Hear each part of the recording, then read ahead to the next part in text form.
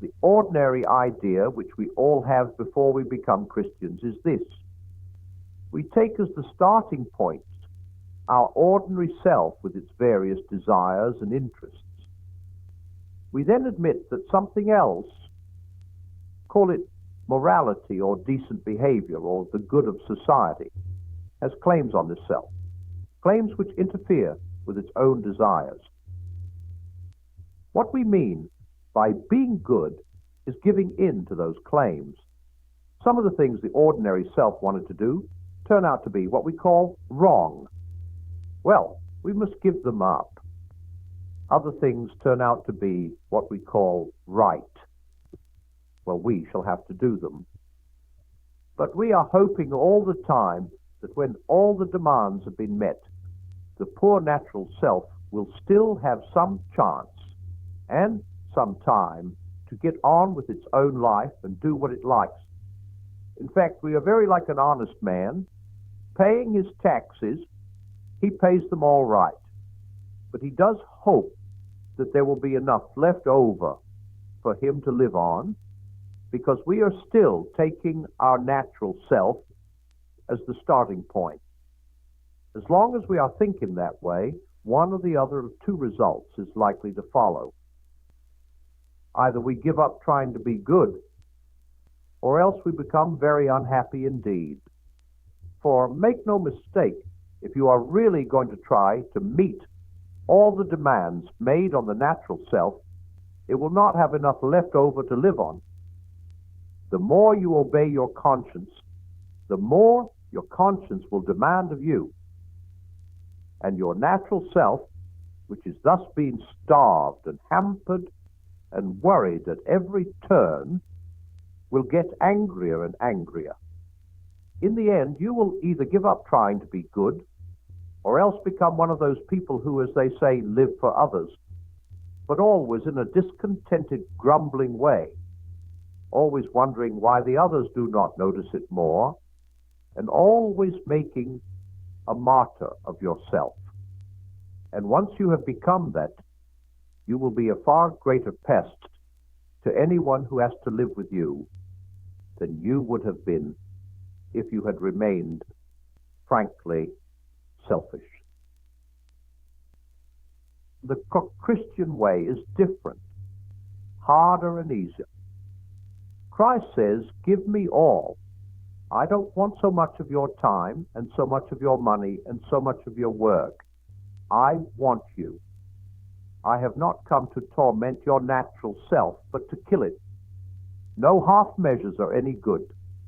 I don't want to cut off a branch here and a branch there.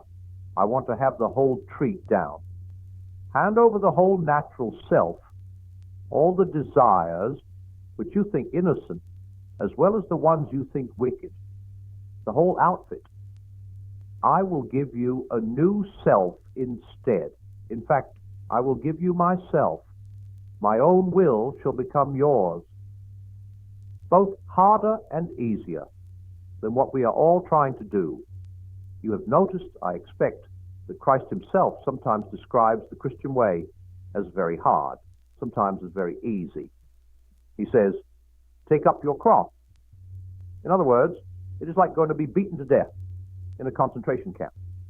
Next minute he says, my yoke is easy and my burden light. He means both. And one can just see why both are true. Teachers will tell you that the laziest boy in the class is the one who works the hardest in the end. They mean this. If you give two boys, say, a proposition in geometry to do, the one who is prepared to take trouble will try to understand it. The lazy boy will learn it by heart because, for the moment, that needs less effort.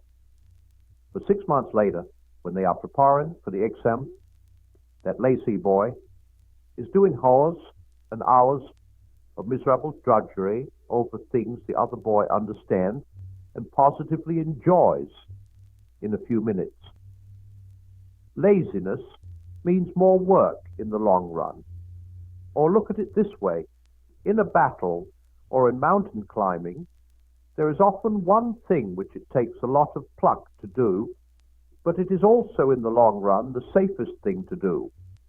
If you funk it, you will find yourself hours later in far worse danger. The cowardly thing is also the most dangerous thing. It is like that here. The terrible thing, the almost impossible thing, is to hand over your whole self, all your wishes and precautions, to Christ.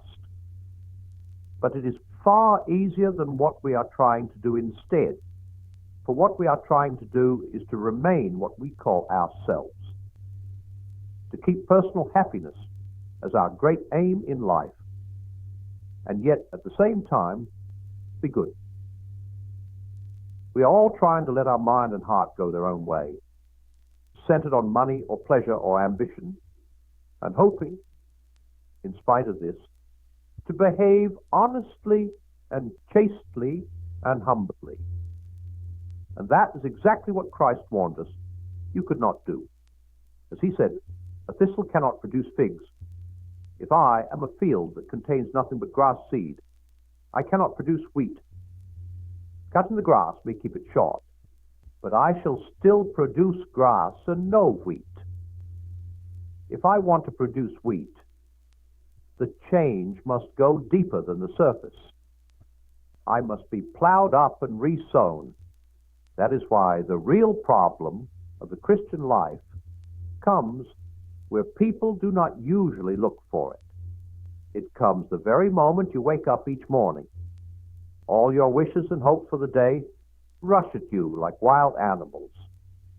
And the first job each morning consists simply in shoving them all back, in listening to that other voice, taking that other point of view, letting that other larger, stronger, quieter life come flowing in. And so on all day, standing back from all your natural fussings and frettings, coming in out of the wind. We can only do it for moments at first, but from those moments the new sort of life will be spreading through our system, because now we are letting him work at the right part of us.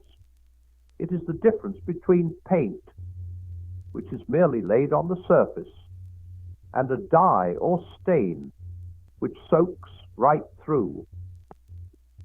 He never talked vague, idealistic gas. When he said, be perfect, he meant it. He meant that we must go in for the full treatment.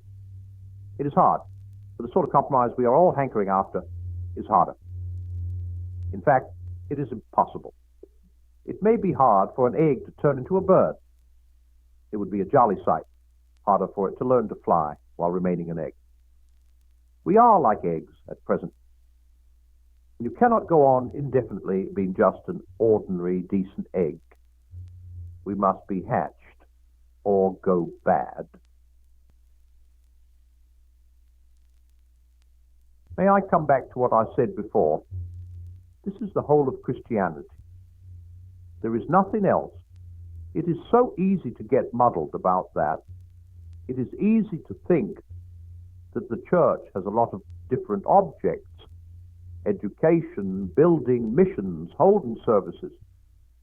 Just as it is easy to think the state has a lot of different objects: military, political, economic, and whatnot. But in a way, things are much simpler than that. The state exists simply to promote and to protect the ordinary happiness of human beings in this life. A husband and wife chatting over a fire, a couple of friends having a game of darts in a pub, a man reading a book in his own room or digging in his own garden. That is what the state is there for. And unless they are helping to increase and prolong and protect such moments, all the laws, parliaments, armies, courts, police, economics, etc., are simply a waste of time. In the same way, the church exists for nothing else but to draw men into Christ, to make them little Christs. If they are not doing that, all the cathedrals, clergy, mission sermons, even the Bible itself, are simply a waste of time. God became man for no other purpose. It is even doubtful, whether the whole universe was created for any other purpose. It says in the Bible that the whole universe was made for Christ and that everything is to be gathered together in him. I do not suppose any of us can understand how this will happen as regards the whole universe. We do not know what, if anything, lives in the parts of it that are millions of miles from this earth. Even on this earth, we do not know how it applies to things other than men. After all, that is what you would expect.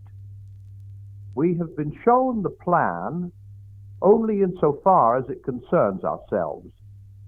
What we have been told is how we can be drawn into Christ, can become part of that wonderful present which the young prince of the universe wants to offer his Father, that present which is himself, and therefore us in him. It is the only thing we were made for. And there are strange, exciting hints in the Bible that when we are drawn in, a great many other things in nature will begin to come right. The bad dream will be over. It will be morning.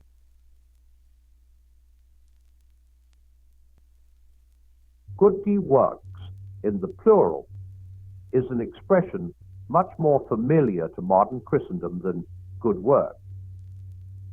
Good works are chiefly almsgiving or helping in the parish. They are quite separate from one's work. And good works need not be good work, as anyone can see by inspecting some of the objects made to be sold at bazaars for charitable purposes. This is not according to our example. When our Lord provided a poor wedding party with an extra glass of wine all round, he was doing good works, but also good work.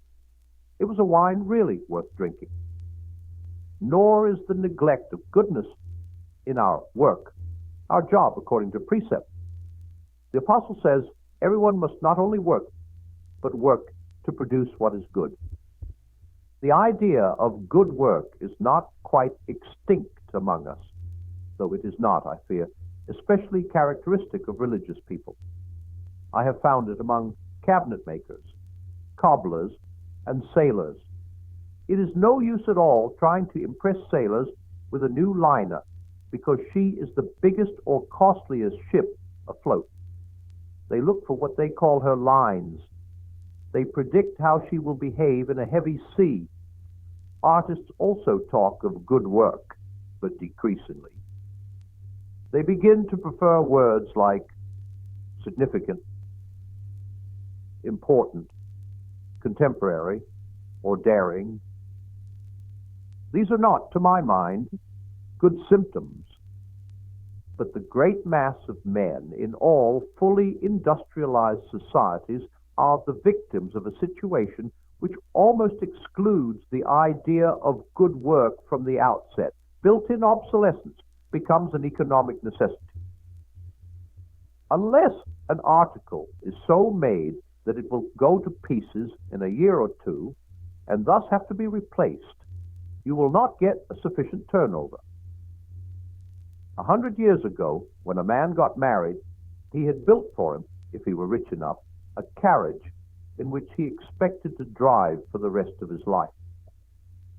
He now buys a car which he expects to sell again in 2 years. Work nowadays must not be good. For the wearer, zip fasteners have this advantage over buttons that, while they last, they will save him an infinitesimal amount of time and trouble.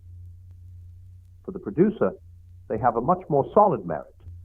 They don't remain in working order long. Bad work is the desideratum. We must avoid taking a glibly moral view of this situation. It is not solely the result of original or actual sin. It has stolen upon us, unforeseen and unintended, the degraded commercialism of our minds is quite as much its result as its cause. Nor can it, in my opinion, be cured by purely moral efforts. Originally, things are made for use or delight, or more often, for both. The savage hunter makes himself a weapon of flint or bone, makes it as well as he can, for if it is blunt or brittle, he will kill no meat. His woman makes a clay pot to fetch water in, again as well as she can, for she will have to use it. But they do not for long, if at all, abstain from decorating these things.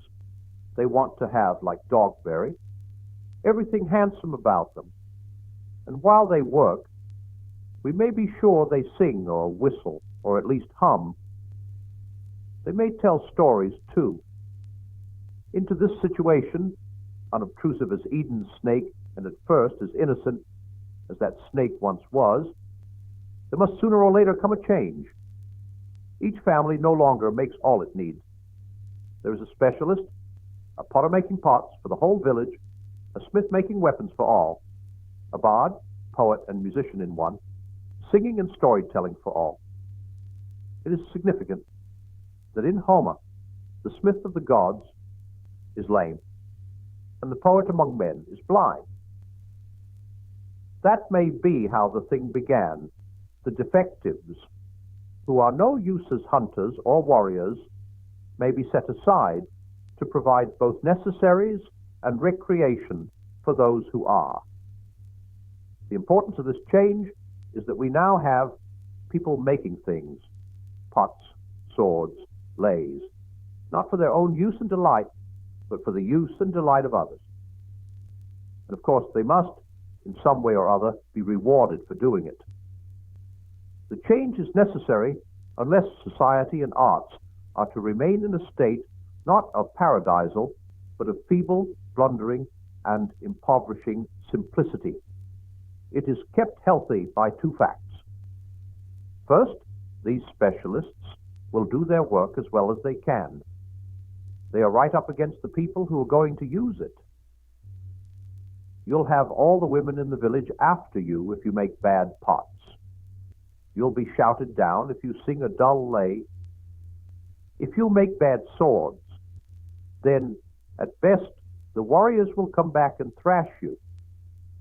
At worst, they won't come back at all, for the enemy will have killed them, and your village will be burned, and you yourself enslaved or knocked on the head.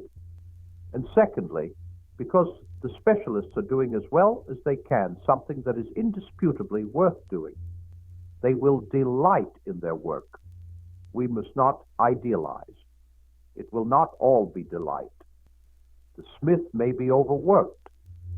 The bard may be frustrated when the village insists on hearing his last lay over again, or a new one exactly like it, while he is longing to get a hearing for some wonderful innovation.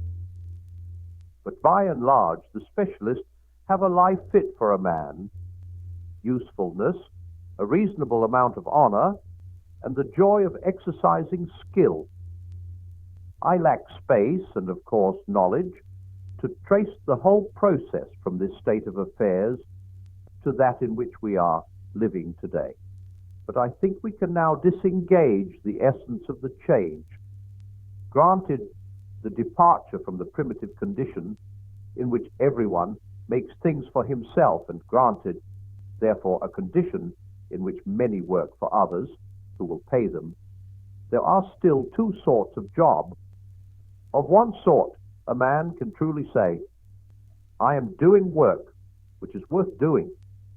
It would still be worth doing if nobody paid for it.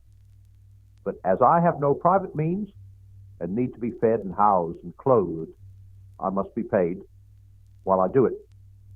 The other kind of job is that in which people do well, whose sole purpose is the earning of money, work which need not be, ought not to be, or would not be, done by anyone in the whole world unless it were paid. We may thank God there are still plenty of jobs in the first category.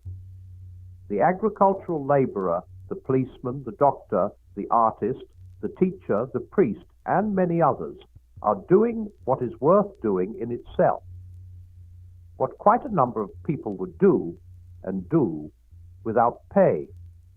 What every family would attempt to do for itself in some amateurish fashion if it lived in primitive isolation. Of course, jobs of this kind need not be agreeable.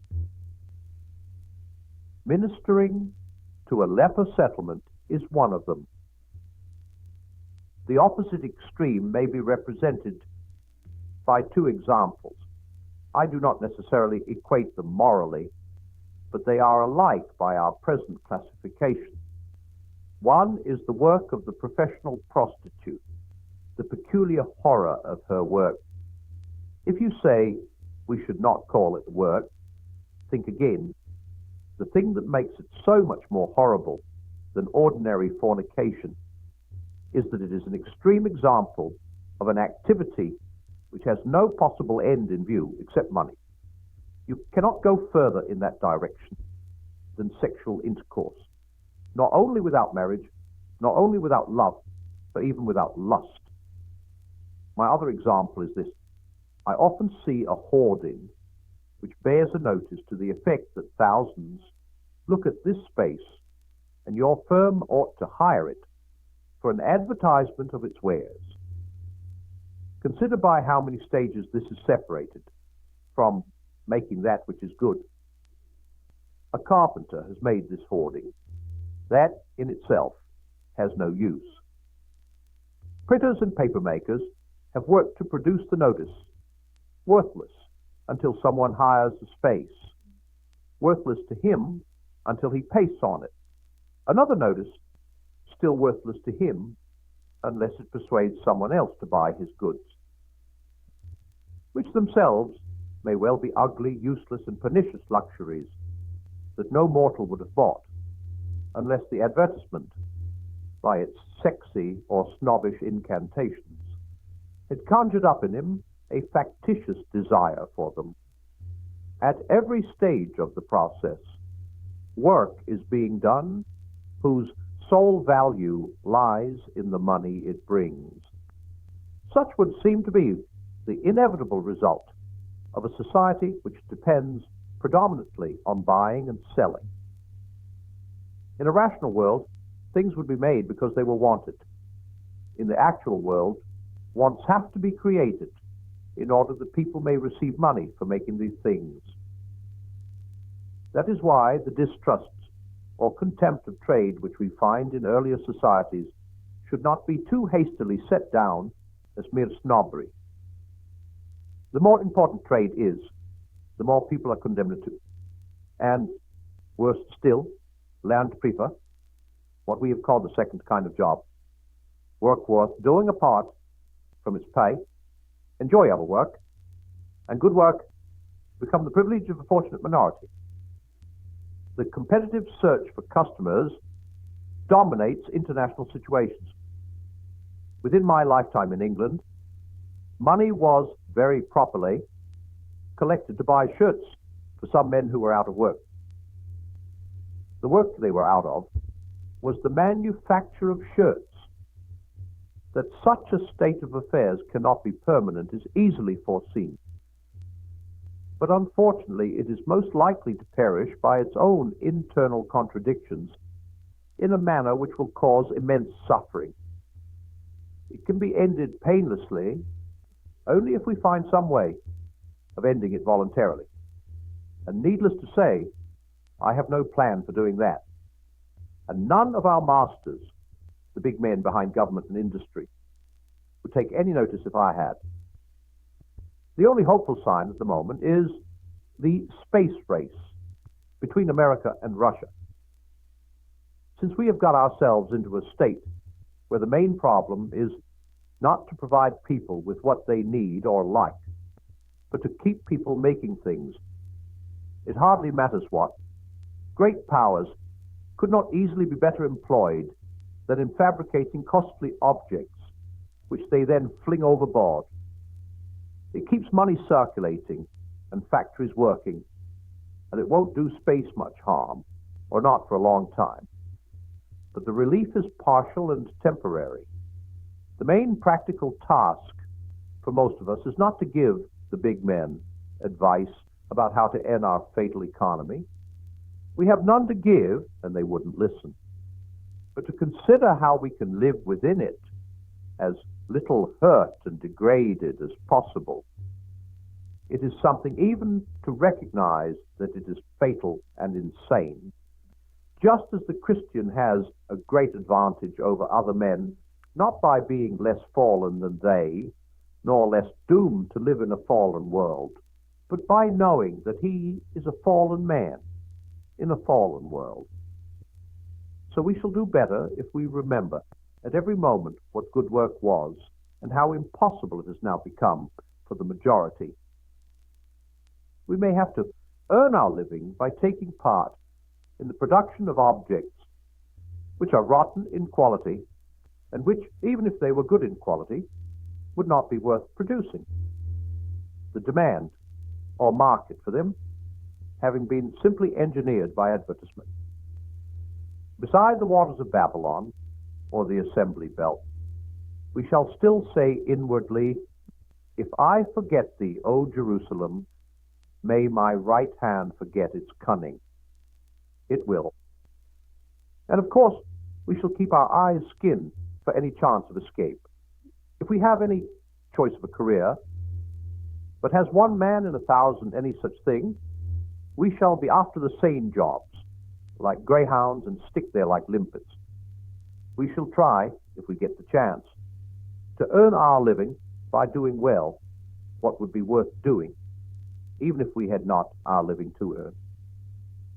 A considerable mortification of our avarice may be necessary. It is usually the insane jobs that lead to big money. They are often also the least laborious.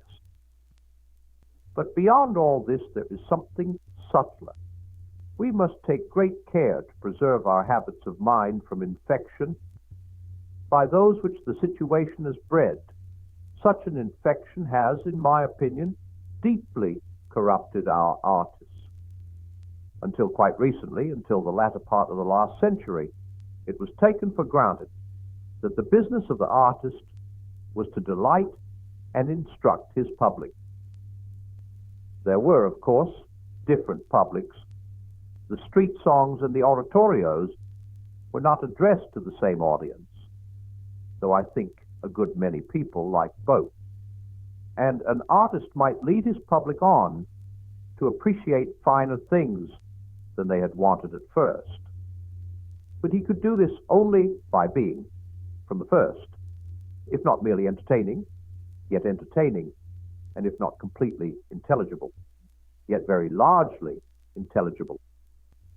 All this has changed. In the highest aesthetic circles, one now hears nothing about the artist's duty to us. It is all about our duty to him. He owes us nothing. We owe him recognition, even though he has never paid the slightest attention to our tastes, interests, or habits. If we don't give it to him, our name is mud. In this shop, the customer is always wrong. But this change is surely part of our changed attitude to all work.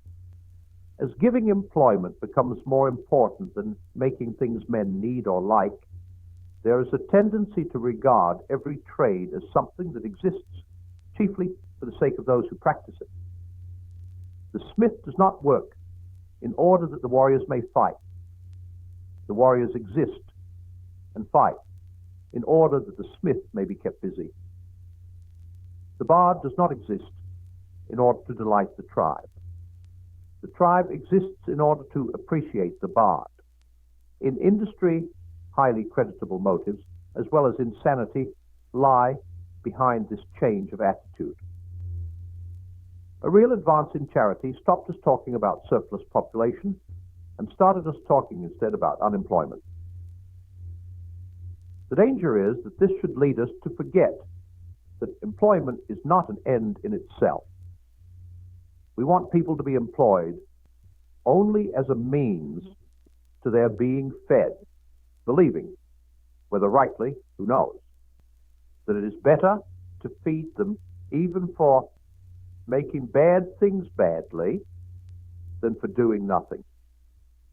But though we have a duty to feed the hungry, I doubt whether we have a duty to appreciate the ambitious. This attitude to art is fatal to good work.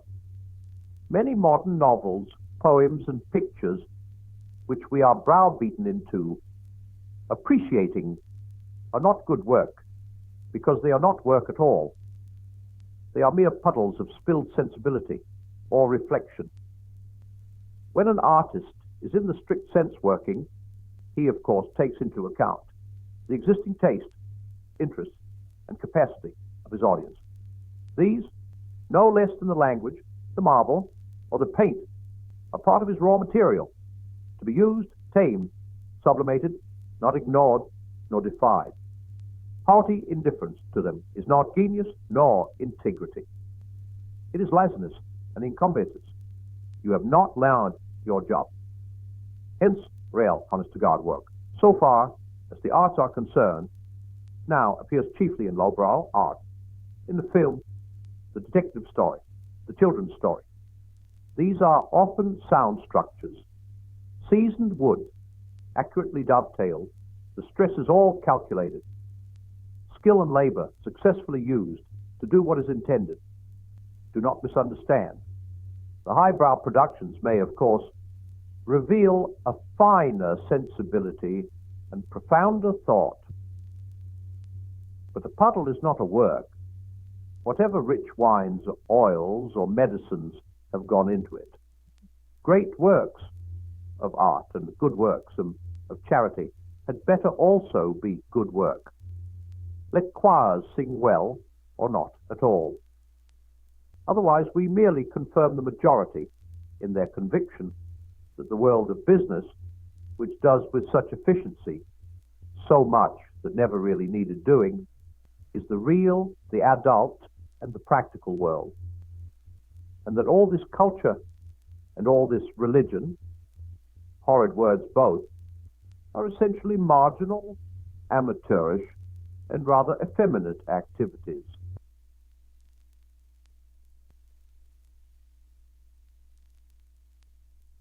The Cambridge number of the 20th century, 1955. Mr. John Allen asked why so many people go to such lengths to prove to us that really they are not intellectuals at all, and certainly not cultured. I believe I know the answer. Two parallels may help to ease it into the reader's mind. We all know those who shudder at the word refinement as a term of social approval. Sometimes they express their dislike of this usage by facetiously spelling it refinement, with the implication that it is likely to be commonest in the mouths of those whose speech has a certain varnished vulgarity. And I suppose we can all understand the shudder, whether we approve it or not.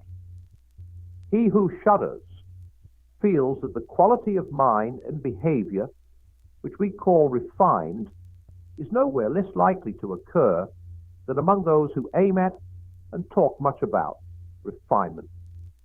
Those who have this quality are not obeying any idea of refinement when they abstain from swaggering, spitting, snatching, triumphing, calling names, boasting, or contradicting. These modes of behavior do not occur to them as possible. If they did, that training and sensibility which constitute refinement would reject them as disagreeables without reference to any ideal of conduct, just as we reject a bad egg without reference to its possible effect on our stomachs. Refinement, in fact, is a name given to certain behavior from without. From within, it does not appear as refinement. Indeed, it does not become an object of consciousness at all. Where it is most named, it is most absent. I produce my next parallel with many different kinds of reluctance, but I think it too illuminating to be omitted. The word religion is extremely rare in the New Testament or the writings of mystics. The reason is simple. Those attitudes and practices to which we give the collective name of religion are themselves concerned with religion hardly at all. To be religious is to have one's attention fixed on God and on one's neighbor in relation to God. Therefore, almost by definition, a religious man or a man, when he is being religious, is not thinking about religion. He hasn't the time. Religion is what we, or he himself at a later moment, call his activity from outside. Of course, those who disdain the words refinement and religion may be doing so from bad motive. They may wish to impress us with the idea that they are well-bred or holy. Such people are regarding chatter about refinement or religion simply as symptomatic of vulgarity or worldliness, and eschew the symptom to clear themselves from the suspicion of the disease. But there are others who sincerely, and I believe, rightly think that such talk is not merely a symptom of, but a cause active in producing that disease. The talk is inimical to the thing talked of, likely to spoil it where it exists, and to prevent its birth where it is unborn. Now, culture seems to belong to the same class of dangerous and embarrassing words. Whatever else it may mean, it certainly covers deep and genuine enjoyment of literature and the other arts. By using the word enjoyment, I do not mean to beg the vexed question about the role of pleasure in our experience of the arts. I mean fruit, not delectare, as we speak of a man enjoying good health or an estate. Now, if I am certain of anything in the world, I am certain that while a man is, in this sense, enjoying Don Giovanni or the Oresteia, he is not caring one farthing about culture. Culture, the irrelevance of it. For just as to be fat or clever means to be fatter or cleverer than most, so to be cultured must mean to be more so than most. And thus, the very word carries the mind at once to comparisons and groupings and life in society. And what has all that to do with the horns that blow as the statue enters? Or Clytemnestra crying, "Now you have named me aright." In Howard's End, Mr. E. M. Forster excellently describes a girl listening to a symphony. She's not thinking about culture, nor about music, nor even about this music. She sees the whole world through the music. Culture, like religion, is a name given from outside to activities which are not themselves interested in culture at all, and would be ruined the moment they were. I do not mean that we are never to talk of things from the outside, but when the things are of high value and very easily destroyed, we must talk with great care, and perhaps the less we talk, the better. To be constantly engaged with the idea of culture, and above all, of culture as something enviable or meritorious, or something that confers prestige, seems to me to endanger those very enjoyments for whose sake we chiefly value it. If we encourage others, or ourselves, to hear, see, or read great art on the ground that it is a cultured thing to do, we call into play precisely those elements in us which must be in abeyance before we can enjoy art at all. We are calling up the desire for self-improvement, the desire for distinction, the desire to revolt from one group and to agree with another, and a dozen busy passions which, whether good or bad in themselves, are, in relation to the arts, simply a blinding and paralyzing distraction. At this point, some may protest that by culture they do not mean the enjoyments themselves, but the whole habit of mind which such experiences, reacting upon one another and reflected on, build up as a permanent possession, and some will wish to include the sensitive and enriching social life which they think will arise among groups of people who share this habit of mind. But this reinterpretation leaves me with the same difficulty.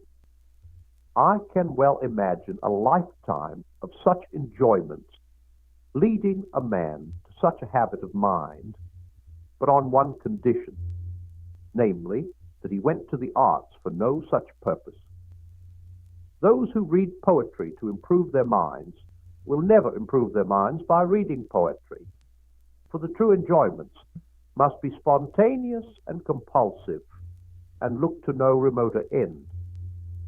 The muses will submit to no marriage of convenience. The desirable habit of mind, if it is to come at all, must come as a byproduct, unsought.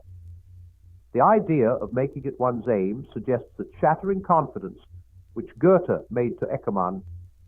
In all my youthful amours, the object I had in view was my own ennoblement. To this, I presume, most of us would reply that even if we believe a love affair can ennoble a young man, we feel sure that a love affair undertaken for that purpose would fail of its object, because, of course, it wouldn't be a love affair at all. So much for the individual. But the claims made for the cultured group raise an embarrassing question. What exactly is the evidence that culture produces among those who share it a sensitive and enriching social life? If by sensitive we mean sensitive to real or imagined affronts, a case could be made out. Horace noted long ago that bards are a touchy lot. The lives and writings of the Renaissance humanists and the correspondents in the most esteemed literary periodicals of our own century will show that critics and scholars are the same. But sensitive in that meaning cannot be combined with enriching. Competitive and resentful egoisms can only impoverish social life. The sensitivity that enriches must be of the sort that guards a man from wounding others, not of the sort that makes him ready to feel wounded himself. Between this sensitivity and culture, my own experience does not suggest any causal connection. I have often found it among the uncultured. Among the cultured, I have sometimes found it and sometimes not. Let us be honest. I claim to be one of the cultured myself and have no wish to foul my own nest. Even if that claim is disallowed, I have at least lived among them and would not denigrate my friends, but we are speaking here among ourselves, behind closed doors. Frankness is best. The real traitor to our order is not the man who speaks within that order of its faults, but the man who flatters our corporate self-complacency. I gladly admit that we number among us men and women whose modesty, courtesy, fair-mindedness, patience in disputation, and readiness to see an antagonist's point of view are wholly admirable. I am fortunate to have known them, but we must also admit that we show as high a percentage as any group whatever of bullies, paranoiacs, and poltroons, of backbiters, exhibitionists, mopes, milksops, and world-without-end bores. The ludicrousness that turns every argument into a quarrel is really no rarer among us than among the subliterate.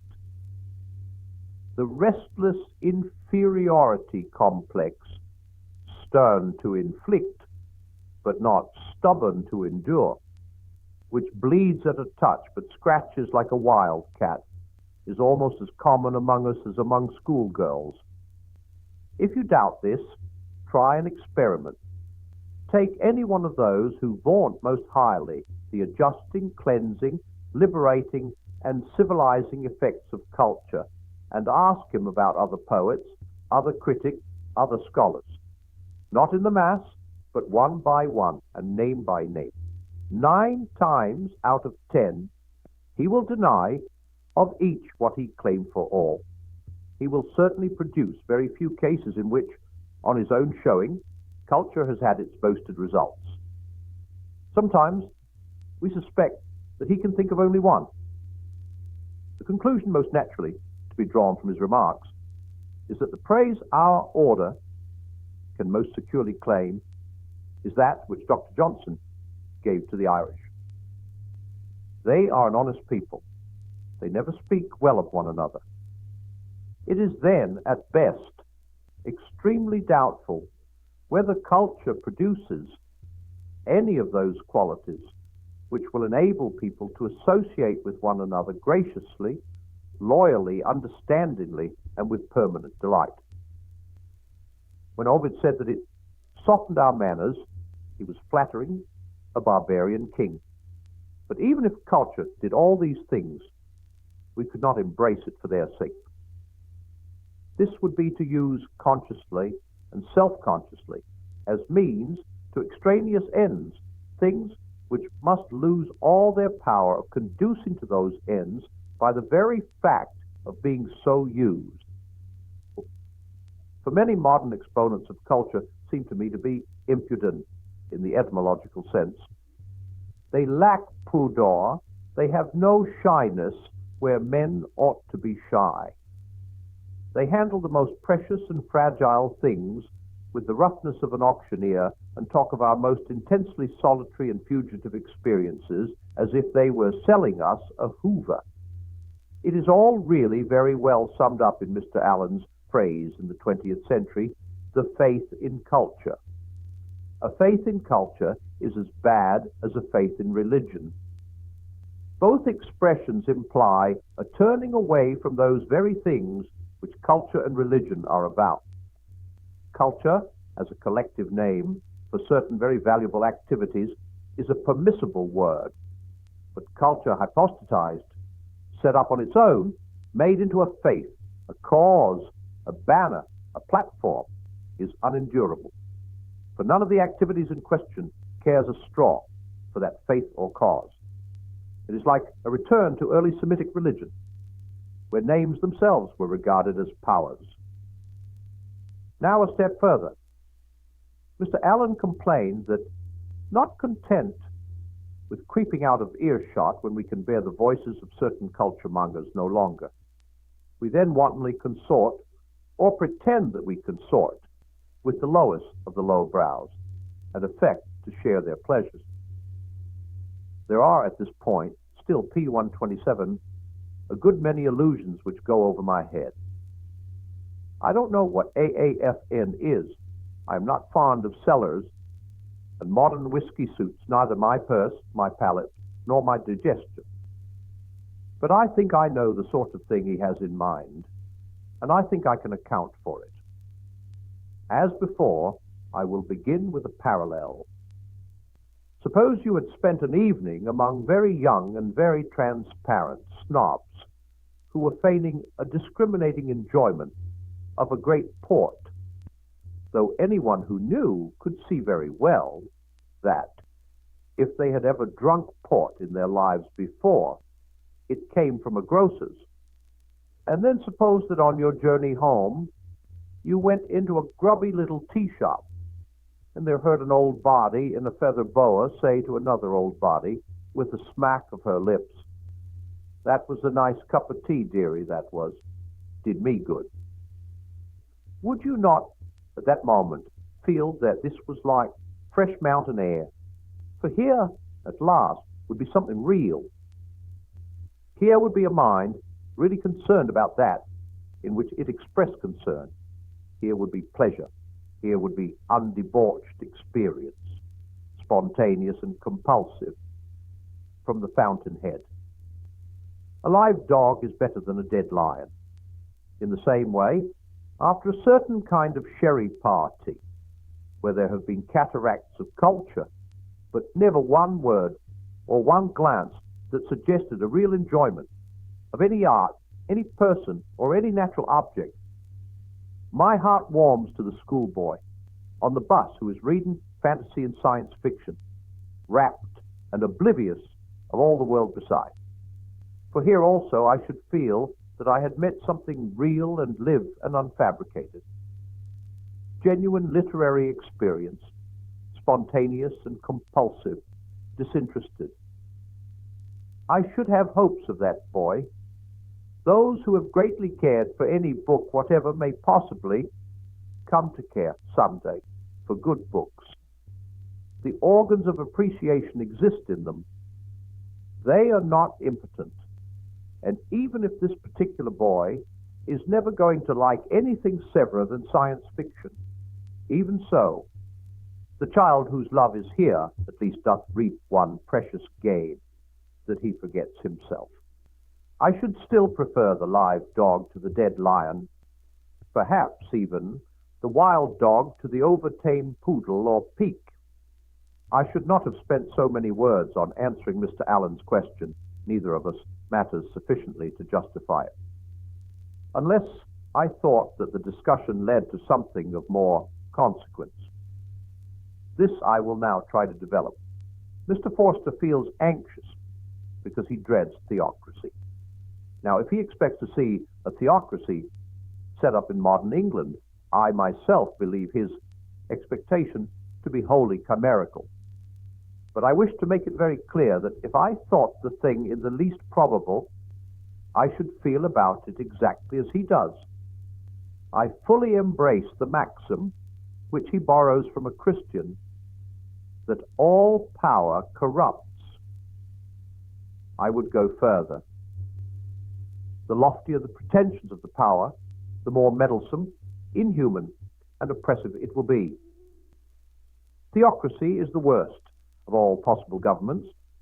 All political power is at best a necessary evil, but it is least evil when its sanctions are most modest and commonplace, when it claims no more than to be useful or convenient and sets itself strictly limited objectives.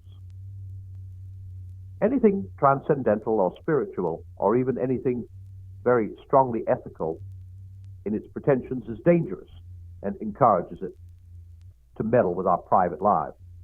Let the shoemaker stick to his last. Thus, the Renaissance doctrine of divine right is for me a corruption of monarchy. Rousseau's general will of democracy, racial mysticisms of nationality. And theocracy, I admit and even insist, is the worst corruption of all. But then, I don't think we are in any danger of it. What I think we are really in danger of is something that would be only 1 degree less intolerable, and intolerable in almost the same way. I would call it charientocracy. Not the rule of the saints, but the rule of the calientes, the venustiores, the hotel de Rambouillet, the wits, the polite, the souls, the apostles, the sensitive, the cultured, the integrated, or whatever the latest password may be. I will explain how I think it could come about. The old social classes have broken up. 2 results follow. On the one hand, since most men, as Aristotle observed, do not like to be merely equal with all other men, we find all sorts of people building themselves into groups within which they can feel superior to the mass. Little unofficial, self-appointed aristocracy. The cultured increasingly form such a group. Notice the tendency to use the social term vulgar of those who disagree with them. Notice that Mr. Allen spoke of rebels against, or deserters from, this group, as denying not that they are intellectual, but that they are intellectuals, not hiding equality, but deprecating inclusion in the class. On the other hand, inevitably, there is coming into existence a new real ruling class, what has been called the managerial class. The coalescence of these 2 groups, the unofficial, self-appointed aristocracy of the cultured and the actual managerial rulers, will bring us to charientocracy, But the two groups are already coalescing because education is increasingly the means of access to the managerial class. And of course, education, in some sense, is a very proper means of access. We do not want our rulers to be dunces. But education is coming to have a new significance. It aspires to do and can do far more to the pupil than education, except perhaps that of the Jesuits, has ever done before. For one thing, the pupil is now far more defenseless in the hands of his teachers. He comes increasingly from businessmen's flats or workmen's cottages in which there are few books or none. He has hardly ever been alone. The educational machine seizes him very early and organizes his whole life to the exclusion of all unsuperintended solitude or leisure. The hours of unsponsored, uninspected, perhaps even forbidden reading, the ramblings, and the long, long thoughts in which those of luckier generations first discovered literature and nature and themselves are a thing of the past. If a Traherne or a Wordsworth were born today, he would be cured before he was 12. In short, the modern pupil is the ideal patient for those masters who, not content with teaching a subject, would create a character. Helpless plasticity. Or if by chance, for nature will be nature, he should have any powers of resistance, they know how to deal with him. I am coming to that point in a moment. Secondly, the nature of the teaching has changed. In a sense, it has changed for the better. That is, it demands far more of the master, and in recompense makes his work more interesting. It has become far more intimate and penetrating, more inward. Not content with making sure that the pupil has read and remembered the text, it aspires to teach him appreciation. It seems harsh to quarrel with what at first sounds so reasonable an aim. Yet there is a danger in it. Everyone now laughs at the old test paper with its context questions and the like, and people ask, what good can that sort of thing do a boy? But surely to demand that the test paper should do the boy good is like demanding that a thermometer should heat a room. It was the reading of the text which was supposed to do the boy good. You set the paper to find out if he had read it. And just because the paper did not force the boy to produce or to feign appreciation, it left him free to develop in private, spontaneously, as an out-of-school activity which would never earn any marks, such appreciation as he could. That was a private affair between himself and Virgil, or himself and Shakespeare. 9 times out of 10, probably, nothing happened at all. But whenever appreciation did occur, and quite certainly it sometimes did, it was genuine, suited to the boy's age and character. No exotic but the healthy growth of its native soil and weather. But when we substitute exercises in practical criticism for the old dry papers, a new situation arises. The boy will not get good marks, which means in the long run that he will not get into the managerial class unless he produces the kind of responses and the kind of analytic method which commend themselves to his teacher.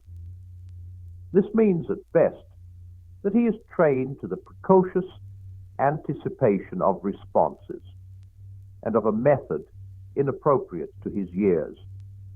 At worst, it means that he is trained in the not very difficult art of simulating the orthodox responses. For nearly all boys are good mimics. Depend upon it.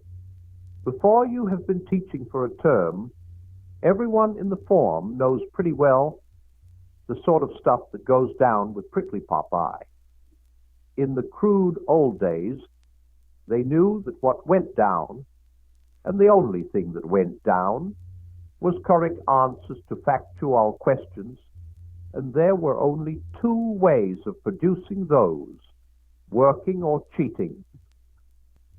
The thing would not be so bad if the responses which the pupils had to make were even those of the individual master. But we have already passed that stage. Somewhere, I have not yet tracked it down, there must be a kind of culture mongers central bureau which keeps a sharp lookout for deviationists. At least there is certainly someone who sends little leaflets to schoolmasters, printing half a dozen poems on each, and telling the master not only which the pupils must be made to prefer, but exactly on what grounds. The impertinence of it, we know what Mulcaster or Boyer would have done with those leaflets. Thus to say that under the nascent regime, education alone will get you into the ruling class may not mean simply that the failure to acquire certain knowledge and to reach a certain level of intellectual competence will exclude you. That would be reasonable enough. But it may come to mean, perhaps means already, something more. It means that you cannot get in without becoming or without making your masters believe that you have become a very specific kind of person, one who makes the right responses to the right authors. In fact, you can get in only by becoming, in the modern sense of the word, cultured. This situation must be distinguished from one that has often occurred before. Nearly all ruling classes, sooner or later, in some degree or other, have taken up culture and patronized the arts. But when that happens, the culture is the result of their position, one of the luxuries or privileges of their order. The situation we are now facing will be almost the opposite. Entry into the ruling class will be the reward of culture. Thus we reach chariontocracy. Not only is the thing likely to happen, it is already planned and avowed. Mr. J.W. Saunders has set it all out in an excellent article entitled Poetry in the Managerial Age, Essays and Criticism, IVU, 3 July 1954. He there faces the fact that modern poets are read almost exclusively by one another. He looks about for a remedy. Naturally, he does not suggest that the poets should do anything about it, for it is taken as basic by all the culture of our age that whenever artists and audience lose touch, the fault must be wholly on the side of the audience. I have never come across the great work in which this important doctrine is proved. The remedy which occurs to Mr. Saunders is that we should provide our poets with a conscript audience, a privilege last enjoyed, I believe, by Nero. And he tells us how this can be done. We get our coordinators through education. Success in examinations is the road into the ruling class. All that we need do, therefore, is to make not just poetry, but the intellectual discipline which the critical reading of poetry can foster, the backbone of our educational system. In other words, practical criticism, or something of the sort, exercised, no doubt, chiefly on modern poets, is to be the indispensable subject. Failure in which excludes you from the managerial class. And so our poets get their conscript readers.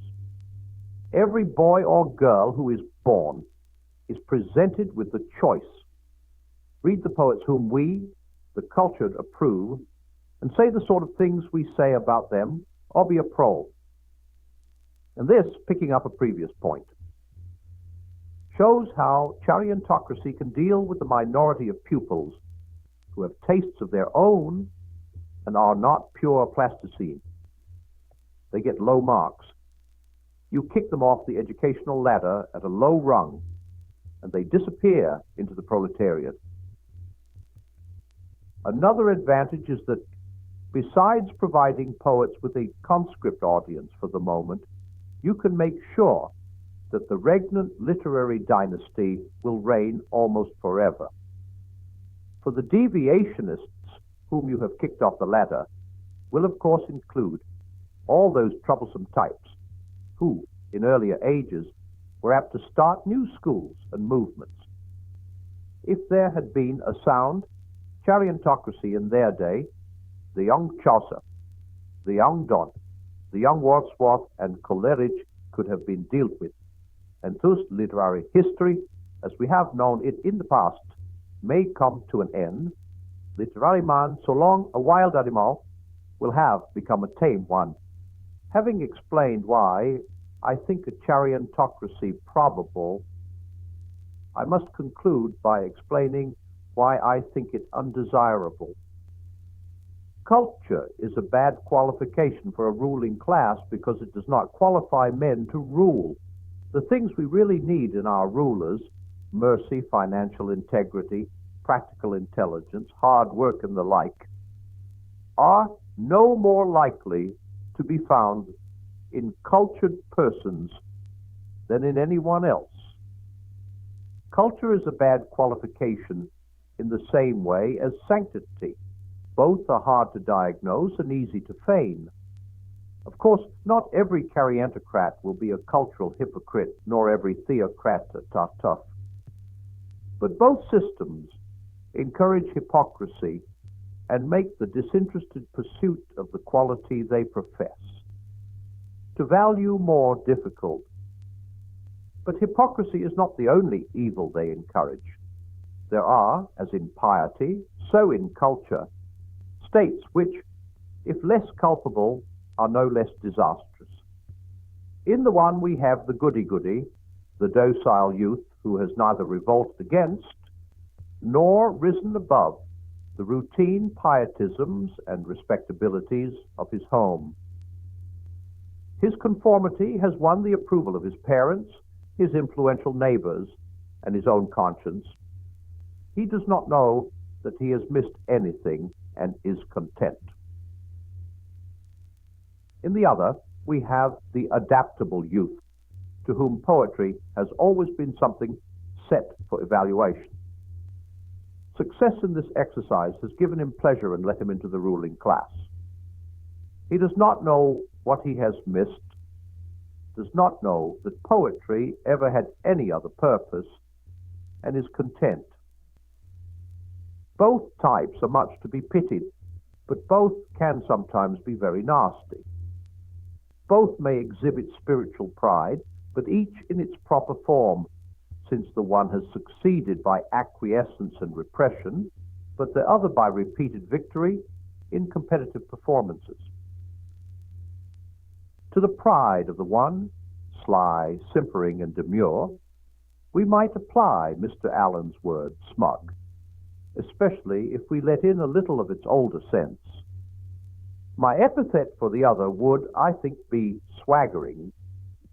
It tends, in my experience, to be raw, truculent, eager to give pain, insatiable in its demands for submission, resentful and suspicious of disagreement.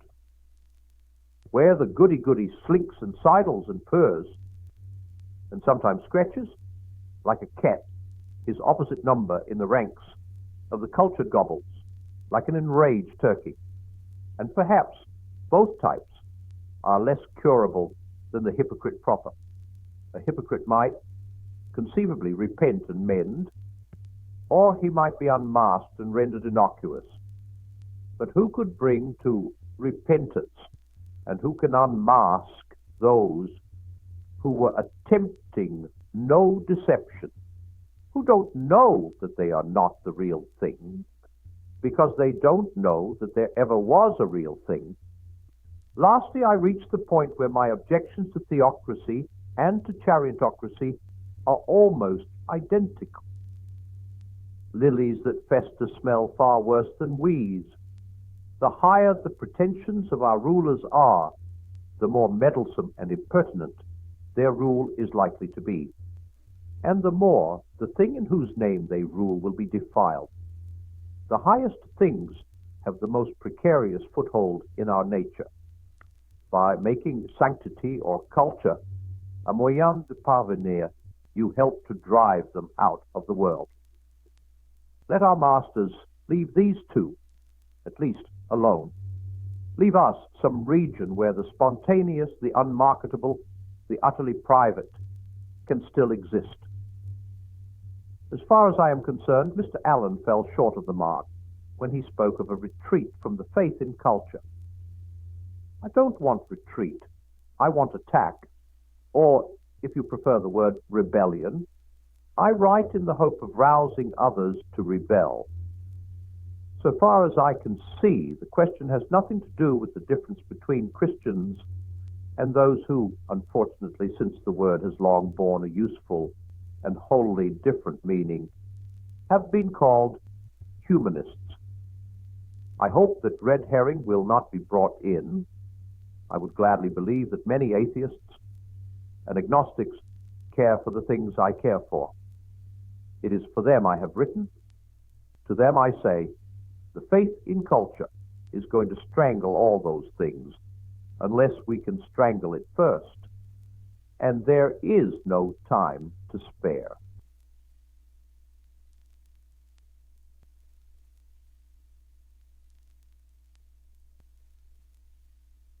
Papers have more than once been read to the Socratic Club at Oxford, in which a contrast was drawn between a supposedly Christian attitude and a supposedly scientific attitude to belief. We have been told that the scientist thinks it his duty to proportion the strength of his belief exactly to the evidence, to believe less as there is less evidence, and to withdraw belief altogether when reliable adverse evidence turns up. We have been told that, on the contrary, the Christian regards it as positively praiseworthy to believe without evidence, or in excess of the evidence, or to maintain his belief unmodified in the teeth of steadily increasing evidence against it. Thus, a faith that has stood firm, which appears to mean a belief immune from all the assaults of reality, is commended. If this were a fair statement of the case, then the coexistence within the same species of such scientists and such Christians would be a very staggering phenomenon. The fact that the two classes appear to overlap, as they do, would be quite inexplicable. Certainly, all discussion between creatures so different would be hopeless. The purpose of this essay is to show that things are really not quite so bad as that. The sense in which scientists proportion their belief to the evidence, and the sense in which Christians do not, both need to be defined more closely. My hope is that when this has been done, though disagreement between the two parties may remain, they will not be left staring at one another in wholly dumb and desperate incomprehension. And first, a word about belief in general. I do not see that the state of proportioning belief to evidence is anything like so common in the scientific life as has been claimed.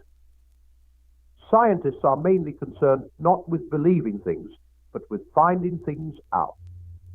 And no one, to the best of my knowledge, uses the word believe about things he has found out. The doctor says he believes a man was poisoned before he has examined the body. After the examination, he says the man was poisoned. No one says that he believes the multiplication table. No one who catches a thief red-handed says he believes that man was stealing. The scientist, when at work, that is, when he is a scientist, is laboring to escape from belief and unbelief into knowledge. Of course, he uses hypotheses or supposals. I do not think these are beliefs. We must look, then, for the scientist's behavior about belief, not to his scientific life, but to his leisure hours. In actual modern English usage, the verb believe, except for two special usages, generally expresses a very weak degree of opinion. Where is Tom? Gone to London, I believe. The speaker would be only mildly surprised if Tom had not gone to London after all. What was the date? 430 BC, I believe. The speaker means that he is far from sure. It is the same with the negative if it is put in the form, I believe not. Is Jones coming up this term? I believe not. But if the negative is put in a different form, it then becomes one of the special usages I mentioned a moment ago. This is, of course, the form, I don't believe it, or the still stronger, I don't believe you. I don't believe it is far stronger on the negative side than I believe is on the positive. Where is Mrs. Jones? Eloped with the butler. I believe. I don't believe it. This, especially if said with anger, may imply a conviction which in subjective certitude might be hard to distinguish from knowledge by experience. The other special usage is I believe, as uttered by a Christian. There is no great difficulty in making the hardened materialist understand, however little he approves, the sort of mental attitude which this I believe expresses. The materialist need only picture himself replying to some report of a miracle. I don't believe it. And then imagine the same degree of conviction on the opposite side. He knows that he cannot there and then produce a refutation of the miracle which would have the certainty of mathematical demonstration, but the formal possibility that the miracle might, after all, have occurred does not really trouble him any more than a fear that water might not be H&O. Similarly, the Christian does not necessarily claim to have demonstrative proof, but the formal possibility that God might not exist is not necessarily present in the form of the least actual doubt. Of course, there are Christians who hold that such demonstrative proof exists, just as there may be materialists who hold that there is demonstrative disproof. But then, whichever of them is right, if either is, while he retained the proof or disproof, would be not believing or disbelieving, but knowing. We are speaking of belief and disbelief in the strongest degree, but not of knowledge. Belief in this sense seems to me to be assent to a proposition which we think so overwhelmingly probable that there is a psychological exclusion of doubt, though not a logical exclusion of dispute. It may be asked whether belief, and of course disbelief, of this sort ever attaches to any but theological propositions. I think that many beliefs approximate to it. That is, many probabilities seem to us so strong that the absence of logical certainty does not induce in us the least shade of doubt. The scientific beliefs of those who are not themselves scientists often have this character, especially among the uneducated. Most of our beliefs about other people are of the same sort. The scientist himself, or he who was a scientist in the laboratory, has beliefs about his wife and friends, which he holds, not indeed without evidence, but with more certitude than the evidence, if weighed in the laboratory manner, would justify. Most of my generation had a belief in the reality of the external world and of other people, if you prefer it, a disbelief in solipsism, far in excess of our strongest arguments. It may be true, as they now say, that the whole thing arose from category mistakes and was a pseudo-problem, but then we didn't know that in the 20s. Yet we managed to disbelieve in solipsism all the same. There is, of course, no question so far of belief without evidence. we must beware of confusion between the way in which a Christian first assents to certain propositions and the way in which he afterwards adheres to them.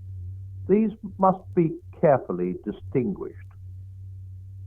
Of the second, it is true, in a sense, to say that Christians do recommend a certain discounting of apparent contrary evidence, and I will later attempt to explain why. But so far as I know, it is not expected that a man should assent to these propositions in the first place without evidence or in the teeth of the evidence. At any rate, if anyone expects that, I certainly do not. And in fact, the man who accepts Christianity always thinks he had good evidence, whether like Dante, physici e metaphysici argumenti, or historical evidence, or the evidence of religious experience, or authority, or all these together. For of course, authority, however we may value it in this or that particular instance, is a kind of evidence. All of our historical beliefs, most of our geographical beliefs, many of our beliefs about matters that concern us in daily life, are accepted on the authority of other human beings, whether we are Christians, atheists, scientists, or men in the street. It is not the purpose of this essay to weigh the evidence of whatever kind on which Christians base their belief. To do that would be to write a full-dress apologia. All that I need do here is to point out that, at the very worst, this evidence cannot be so weak as to warrant the view that all whom it convinces are indifferent to evidence. The history of thought seems to make this quite plain. We know, in fact, that believers are not cut off from unbelievers by any portentous inferiority of intelligence or any perverse refusal to think. Many of them have been people of powerful minds. Many of them have been scientists. We may suppose them to have been mistaken, but we must suppose that their error was at least plausible. We might indeed conclude that it was merely from the multitude and diversity of the arguments against it. For there is not one case against religion, but many. Some say, like Capaneus in Statius, that it is a projection of our primitive fears. Primus in orbe Deus fecit timor. Others, with Euhemeros, that it is all a plant put up by wicked kings, priests, or capitalists. Others, with Tyler, that it comes from dreams about the dead. Others, with Fraser, that it is a byproduct of agriculture. Others, like Freud, that it is a complex. The moderns, that it is a category mistake. I will never believe that an error against which so many and various defensive weapons have been found necessary was, from the outset, wholly lacking in plausibility. All this post-haste and rummage in the land obviously implies a respectable enemy. There are, of course, people in our own day to whom the whole situation seems altered by the doctrine of the concealed wish. They will admit that men, otherwise apparently rational, have been deceived by the arguments for religion. But they will say that they have been deceived first by their own desires and produced the arguments afterwards as a rationalization. That these arguments have never been intrinsically even plausible, but have seemed so because they were secretly weighted by our wishes. Now, I do not doubt that this sort of thing happens in thinking about religion as in thinking about other things. But as a general explanation of religious assent, it seems to me quite useless. On that issue, our wishes may favor either side or both. The assumption that every man would be pleased, and nothing but pleased if only he could conclude that Christianity is true, appears to me to be simply preposterous. If Freud is right about the Oedipus complex, the universal pressure of the wish that God should not exist must be enormous, and atheism must be an admirable gratification to one of our strongest suppressed impulses. This argument, in fact, could be used on the theistic side, but I have no intention of so using it. It will not really help either party. It is fatally ambivalent. Men wish on both sides, and again there is fear, fulfillment, as well as wish fulfillment, and hypochondriac temperaments will always tend to think true what they most wish to be false. Thus, instead of the one predicament on which our opponents sometimes concentrate, there are in fact four. A man may be a Christian because he wants Christianity to be true. He may be an atheist because he wants atheism to be true. He may be an atheist because he wants Christianity to be true. He may be a Christian because he wants atheism to be true. Surely these possibilities cancel one another out.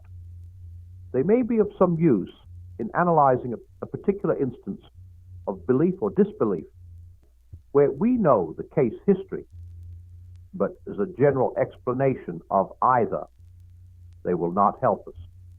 I do not think they overthrow the view that there is evidence both for and against the Christian propositions which fully rational minds, working honestly, can assess differently. I therefore ask you to substitute a different and less tidy picture for that with which we began.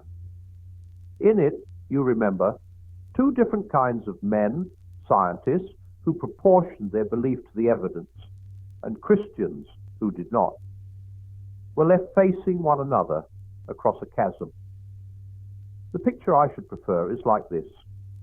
All men alike, on questions which interest them, escape from the region of belief into that of knowledge when they can, and if they succeed in knowing, they no longer say they believe. The questions in which mathematicians are interested admit of treatment by a particularly clear and a strict technique. Those of the scientist have their own technique, which is not quite the same. Those of the historian and the judge are different again. The mathematician's proof, at least so we laymen suppose, is by reasoning, the scientists by experiment, the historians by documents, the judges by concurring sworn testimony. But all these men, as men, on questions outside their own disciplines, have numerous beliefs to which they do not normally apply the methods of their own disciplines. It would indeed carry some suspicion of morbidity and even of insanity if they did. These beliefs vary in strength, from weak opinion to complete subjective certitude. Specimens of such beliefs at their strongest are the Christians I believe and the convinced atheists I don't believe a word of it. The particular subject matter on which these two disagree does not, of course, necessarily involve such strength of belief and disbelief. There are some who moderately opine that there is or is not a God, but there are others whose belief or disbelief is free from doubt, and all these beliefs, weak or strong, are based on what appears to the holders to be evidence. But the strong believers or disbelievers, of course, think they have very strong evidence. There is no need to suppose stark unreason on either side. We need only suppose error. One side has estimated the evidence wrongly, and even so, the mistake cannot be supposed to be of a flagrant nature. Otherwise, the debate would not continue. So much, then, for the way in which Christians come to assent to certain propositions. But we have now to consider something quite different, their adherence to their belief after it has once been formed. It is here that the charge of irrationality and resistance to evidence becomes really important. For it must be admitted at once the Christians do praise such an adherence as if it were meritorious, and even in a sense, more meritorious the stronger the apparent evidence against their faith becomes. They even warn one another that such apparent contrary evidence, such trials to faith or temptations to doubt, may be expected to occur, and determine in advance to resist them. And this is certainly shockingly unlike the behavior we all demand of the scientist or the historian in their own disciplines. There, to slur over or ignore the faintest evidence against a favorite hypothesis is admittedly foolish and shameful. It must be exposed to every test. Every doubt must be invited. But then I do not admit that a hypothesis is a belief. And if we consider the scientist not among his hypotheses in the laboratory, but among the beliefs in his ordinary life, I think the contrast between him and the Christian would be weakened. If, for the first time, a doubt of his wife's fidelity crosses the scientist's mind, does he consider it his duty at once to entertain this doubt with complete impartiality?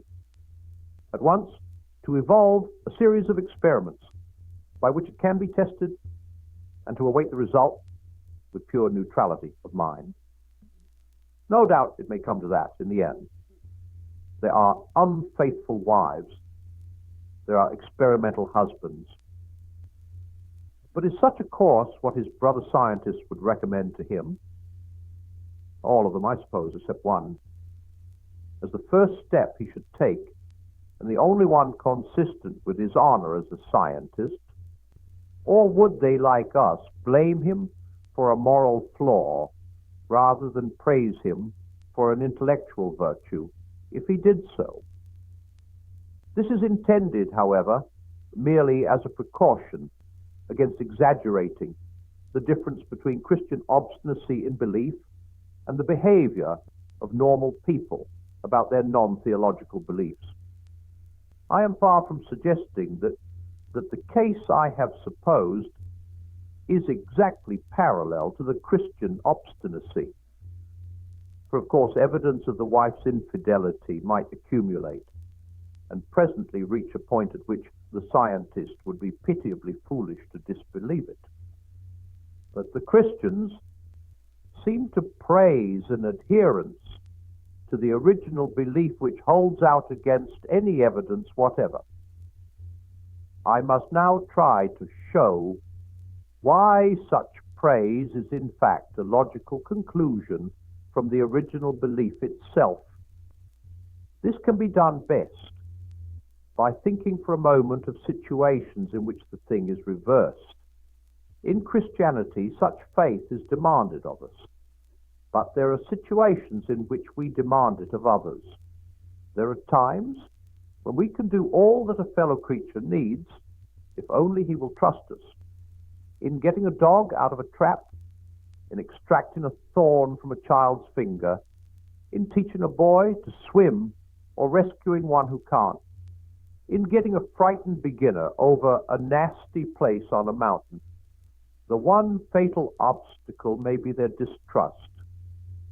We are asking them to trust us in the teeth of their senses, their imagination, and their intelligence. We ask them to believe that what is painful will relieve their pain, and that what looks dangerous is their only safety. We ask them to accept apparent impossibility, that moving the paw farther back into the trap is the way to get it out, that hurting the finger very much more will stop the finger hurting, that water, which is obviously permeable, will resist and support the body, that holding on to the only support within reach is not the way to avoid sinking, that to go higher and onto a more exposed ledge is the way not to fall. To support all these incredibilia, we can rely only on the other party's confidence in us, a confidence certainly not based on demonstration, admittedly shot through with emotion, and perhaps if we are strangers, resting on nothing but such assurance, as the look of our face and the tone of our voice can supply, or even, for the dog, on our smell. Sometimes, because of their unbelief, we can do no mighty works.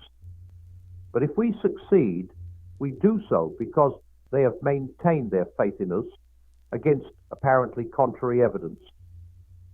No one blames us for demanding such faith. No one blames them for giving it. No one says afterwards, "What an unintelligent dog or child or boy that must have been to trust us." If the young mountaineer were a scientist, it would not be held against him when he came up for a fellowship that he had once departed from Clifford's rule of evidence by entertaining a belief with strength greater than the evidence logically obliged him to. Now, to accept the Christian propositions is ipso facto to believe that we are to God, always, as that dog or child or brother or mountain climber was to us, only very much more so.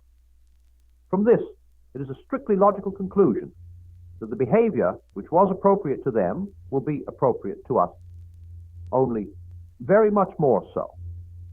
Mark, I am not saying that the strength of our original belief must, by psychological necessity, produce such behavior.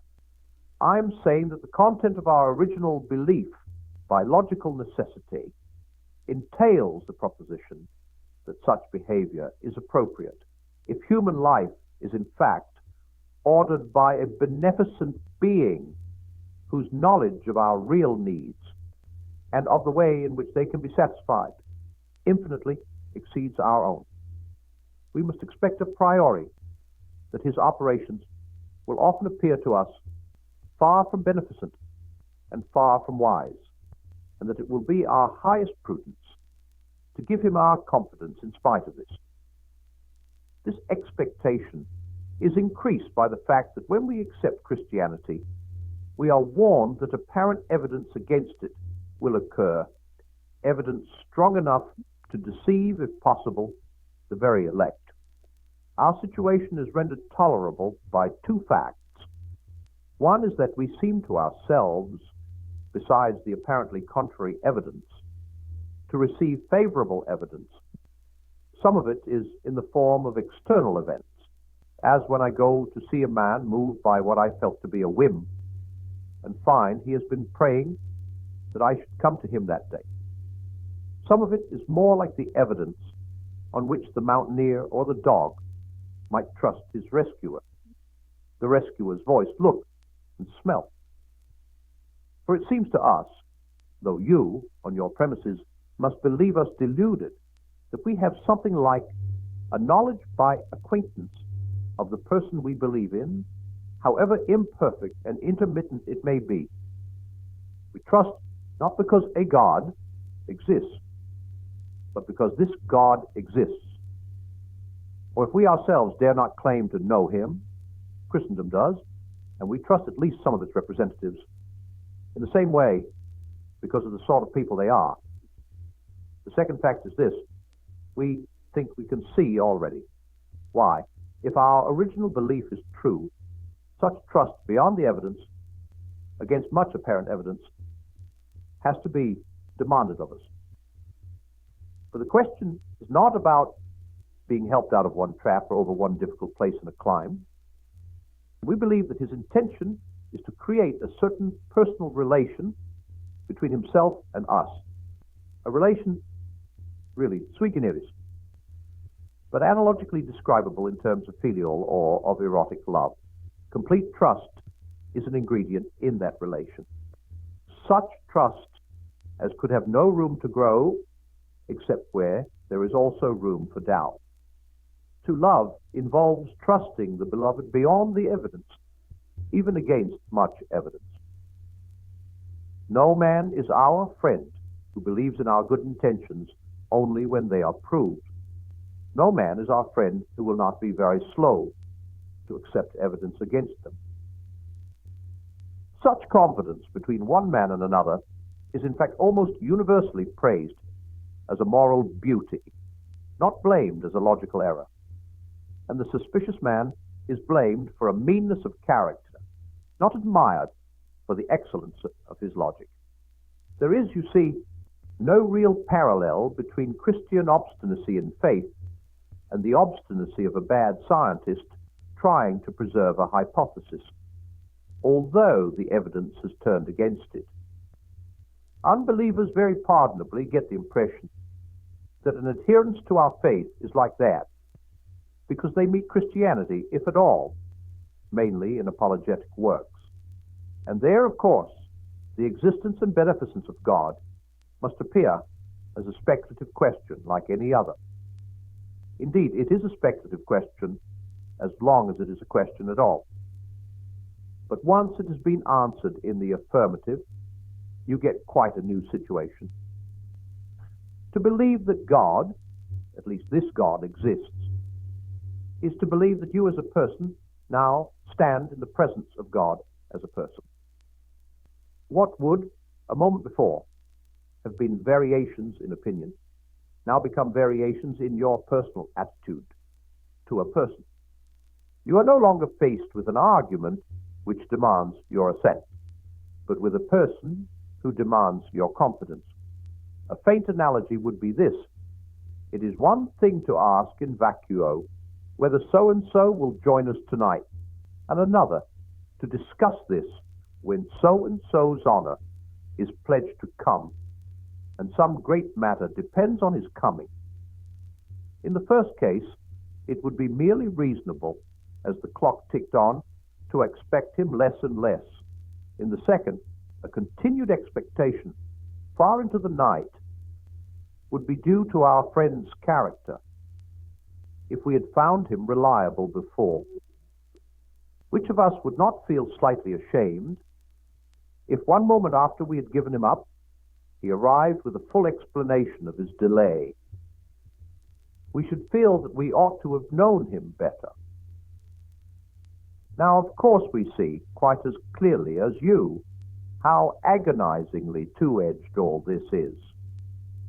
A faith of this sort, if it happens to be true, is obviously what we need, and it's infinitely ruinous to lack it. But there can be faith of this sort, where it is wholly ungrounded. The dog may lick the face of the man who comes to take it out of the trap, but the man may only mean to vivisect it in South Park's Road when he has done so. The ducks who come to the call, dilly dilly, come and be killed, have confidence in the farmer's wife, and she wrings their necks for their pains. There is that famous French story of the fire in the theater. Panic was spreading. The spectators were just turning from an audience into a mob. At that moment, a huge bearded man leaped through the orchestra onto the stage, raised his hand with a gesture full of nobility, and cried, "Que chacun regagne sa place." Such was the authority of his voice and bearing that everyone obeyed him. As a result, they were all burned to death, while the bearded man walked quietly out through the wings to the stage door, took a cab, which was waiting for someone else, and went home to bed. That demand for our confidence, which a true friend makes of us, is exactly the same that a confidence trickster would make. That refusal to trust, which is sensible in reply to a confidence trickster, is ungenerous and ignoble to a friend, and deeply damaging to our relation with him. To be forewarned and therefore forearmed against apparently contrary appearance is eminently rational if our belief is true. But if our belief is a delusion, this same forewarning and forearming would obviously be the method whereby the delusion rendered itself incurable. And yet again, to be aware of these possibilities and still to reject them is clearly the precise mode, and the only mode, in which our personal response to God can establish itself. In that sense, the ambiguity is not something that conflicts with faith so much as a condition which makes faith possible. When you are asked for trust, you may give it or withhold it. It is senseless to say that you will trust if you are given demonstrative certainty. There would be no room for trust if demonstration were given. When demonstration is given, what will be left will be simply the sort of relation which results from having trusted or not having trusted before it was given. The saying, "Blessed are those that have not seen and have believed," has nothing to do with our original assent to the Christian propositions. It was not addressed to a philosopher inquiring whether God exists. It was addressed to a man who already believed that, who already had long acquaintance with a particular person, and evidence that that person could do very odd things, and who then refused to believe one odd thing more, often predicted by that person, and vouched for by all his closest friends. It is a rebuke not to skepticism in the philosophic sense, but to the psychological quality of being suspicious. It says, in effect, "You should have known me better." There are cases between man and man where we should all, in our different way, bless those who have not seen and have believed. Our relation to those who trusted us only after we were proved innocent in court cannot be the same as our relation to those who trusted us all through. Our opponents, then, have a perfect right to dispute with us about the grounds of our original assent, but they must not accuse us of sheer insanity if, after the assent has been given, our adherence to it is no longer proportioned to every fluctuation of the apparent evidence. They cannot, of course, be expected to know on what our assurance feeds and how it revives and is always rising from its ashes. They cannot be expected to see how the quality of the object which we think we are beginning to know by acquaintance drives us to the view that if this were a delusion, then we should have to say that the universe had produced no real thing of comparable value, and that all explanations of the delusion seem somehow less important than the thing explained. That is knowledge we cannot communicate, but they can see how the assent of necessity moves us from the logic of speculative thought into what might perhaps be called the logic of personal relations. What would, up till then, have been variations simply of opinion become variations of conduct by a person to a person. Credere deum esse turns into credere in deum, and deum here is this God, the increasingly knowable Lord.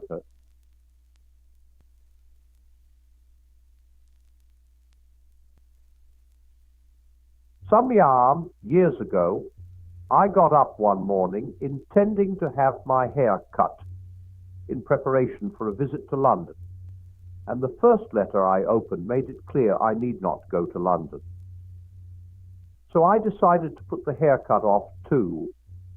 But then there began the most unaccountable little nagging in my mind, almost like a voice saying, "Get it cut all the same. Go and get it cut."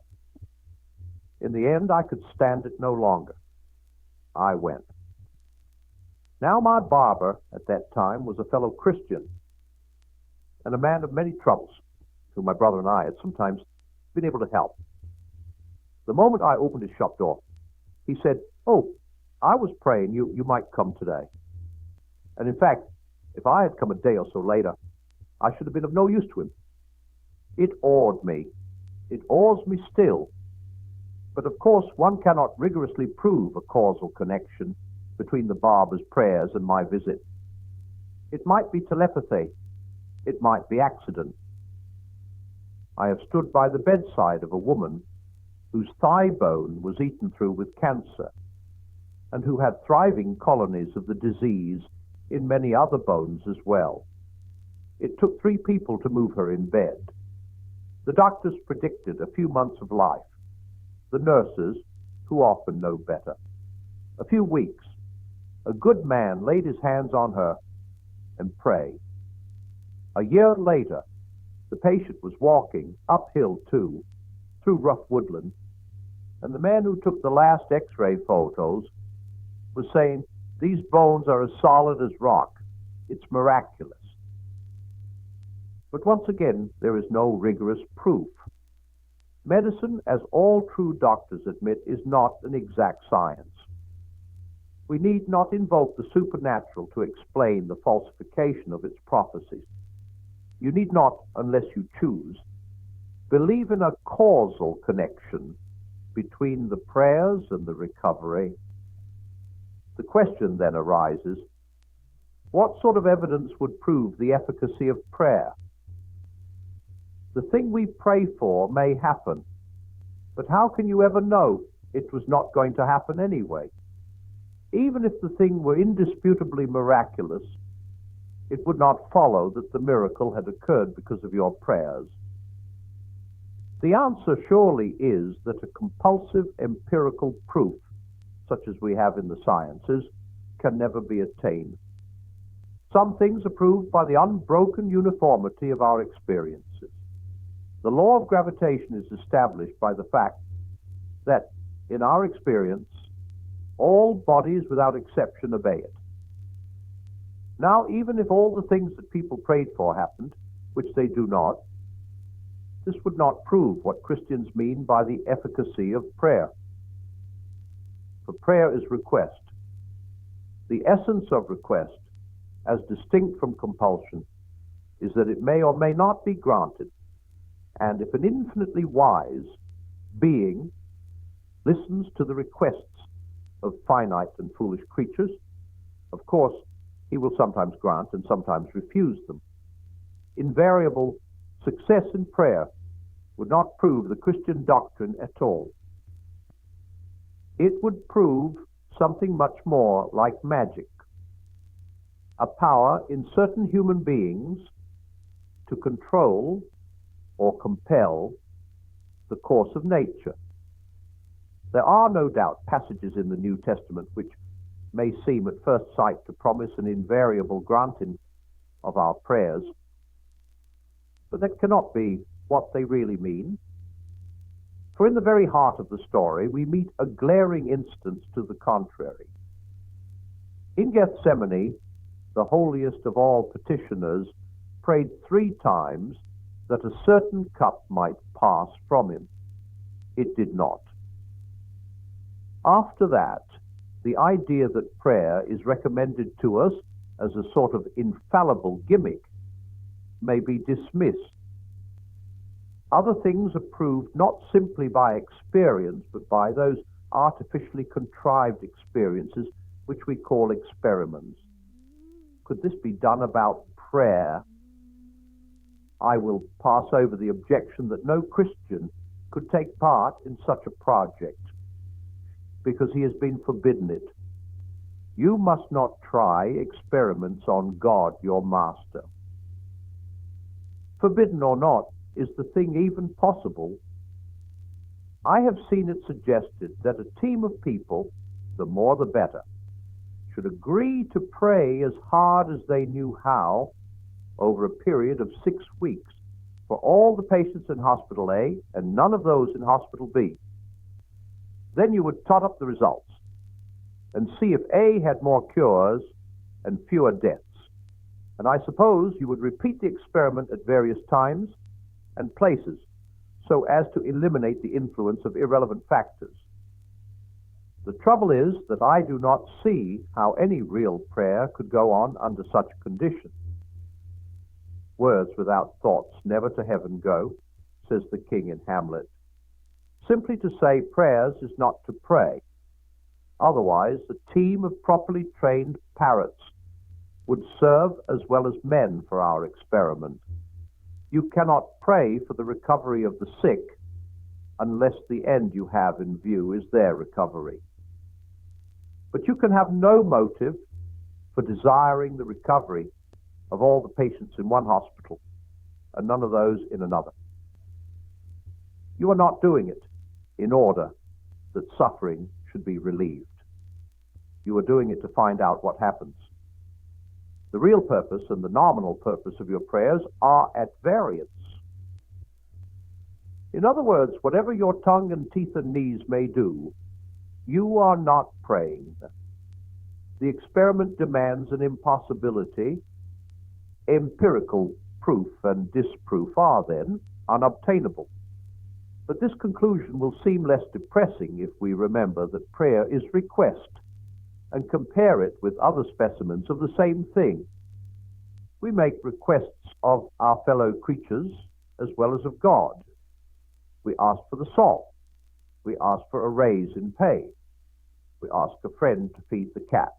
While we are on our holidays, we ask a woman to marry us.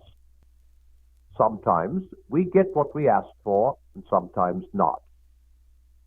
But when we do, it is not nearly so easy as one might suppose to prove with scientific certainty a causal connection between the asking and the getting. Your neighbor may be a humane person who would not have let your cat starve even if you had forgotten to make any arrangement. Your employer is never so likely to grant your request for a raise as when he is aware that you could get better money from a rival firm and is quite possibly intending to secure you by a raise in any case. As for the lady who consents to marry you, are you sure she had not decided to do so already?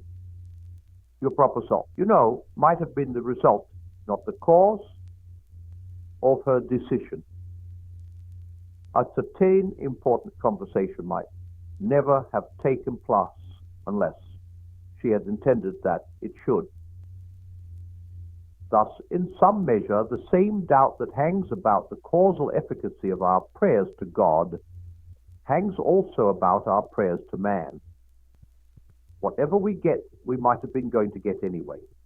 But only, as I say, in some measure, our friend, boss, and wife may tell us that they acted because we asked, and we may know them so well as to feel sure, first, that they are saying what they believe to be true, and secondly, that they understand their own motives well enough to be right. But notice that when this happens, our assurance has not been gained by the methods of science. We do not try the control experiment of refusing the raise or breaking off the engagement and then making our request again under fresh conditions. Our assurance is quite different in kind from scientific knowledge. It is born out of our personal relation to the other parties, not from knowing things about them, but from knowing them.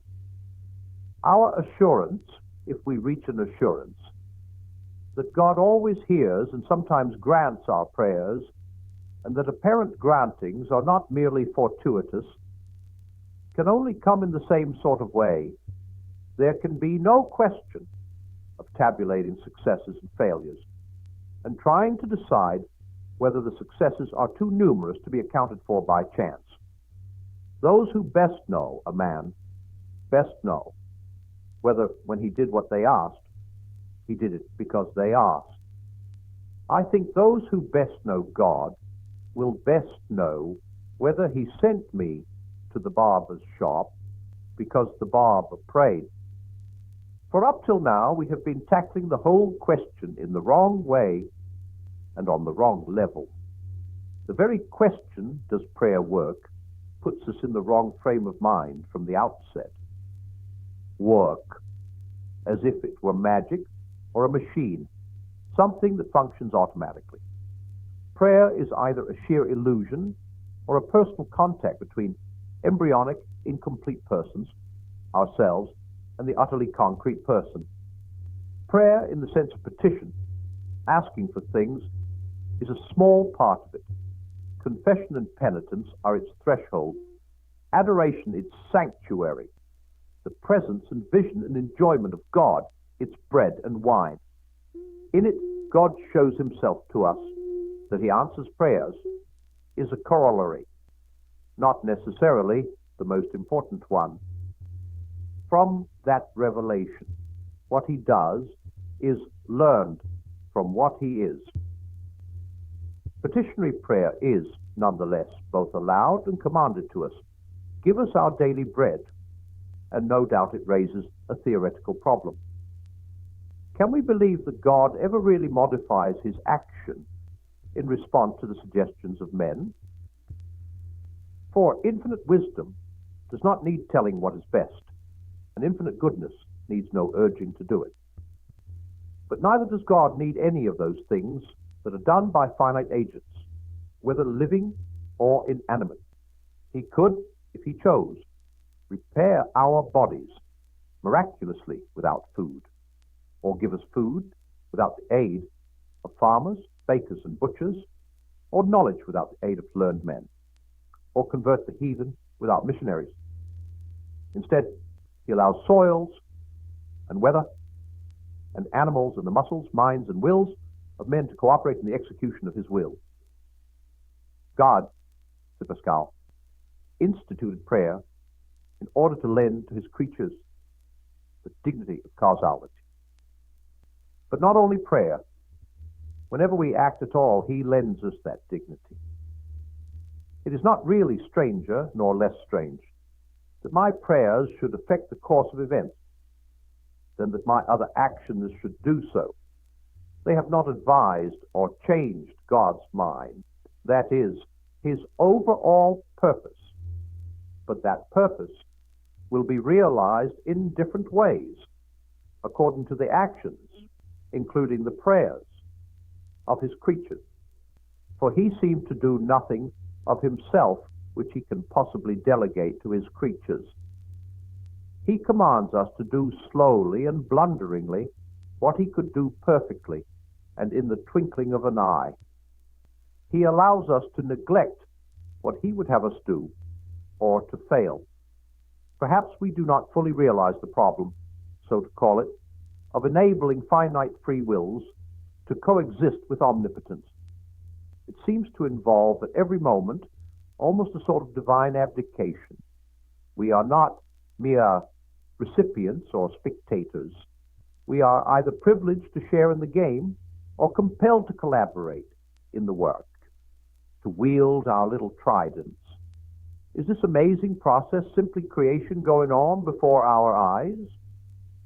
This is how, no light matter, God makes something, indeed makes God, out of nothing. So at least it seems to me. But what I have offered can be, at the very best, only a mental model or symbol. All that we say on such subjects must be merely analogical and parabolic.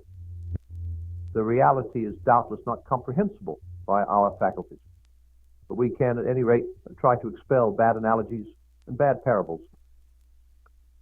Prayer is not a machine. It is not magic. It is not advice offered to God. Our act when we pray must not, any more than all our other acts, be separated from the continuous act of God himself, in which alone all finite causes operate. It would be even worse to think of those who get what they pray for as a sort of court favorites, people who have influence with the throne. The refused prayer of Christ in Gethsemane is answer enough to that. And I dare not leave out the hard saying, which I once heard from an experienced Christian. I have seen many striking answers to prayer, and more than one that I thought miraculous. But they usually come at the beginning, before conversion, or soon after it. As the Christian life proceeds, they tend to be rarer. The refusals, too, are not only more frequent, they become more unmistakable, more emphatic. Does God then forsake just those who serve him best? Well, he who served him best of all said, near his tortured death, "Why hast thou forsaken me?" When God becomes man, that man of all others is least comforted by God at his greatest need. There is a mystery here which, even if I had the power, I might not have the courage to explore. Meanwhile, Little people like you and me, if our prayers are sometimes granted, beyond all hope and probability, had better not draw hasty conclusions to our own advantage. If we were stronger, we might be less tenderly treated. If we were braver, we might be sent with far less help to defend far more desperate posts in the great battle. In my time, I have heard two quite different arguments against my religion put forward in the name of science. When I was a youngster, people used to say that the universe was not only not friendly to life, but positively hostile to it. Life had appeared on this planet by a millionth chance, as if at one point there had been a breakdown of the elaborate defenses generally enforced against it. We should be rash to assume that such a leak had occurred more than once. Probably life was a purely terrestrial abnormality. We were alone in an infinite desert, which just showed the absurdity of the Christian idea that there was a creator who was interested in living creatures. But then came Professor F.B. Hoyle, the Cambridge cosmologist, and in a fortnight or so, everyone I met seemed to have decided that the universe was probably quite well provided with inhabitable globes and with livestock to inhabit them, which just showed, equally well, the absurdity of Christianity with its parochial idea that man could be important to God. This is a warning of what we may expect if we ever do discover animal life, vegetable does not matter, on another planet. Each new discovery, even every new theory, is held at first to have the most wide-reaching theological and philosophical consequences. It is seized by unbelievers as the basis for a new attack on Christianity. It is often, and more embarrassingly, seized by injudicious believers as the basis for a new defense.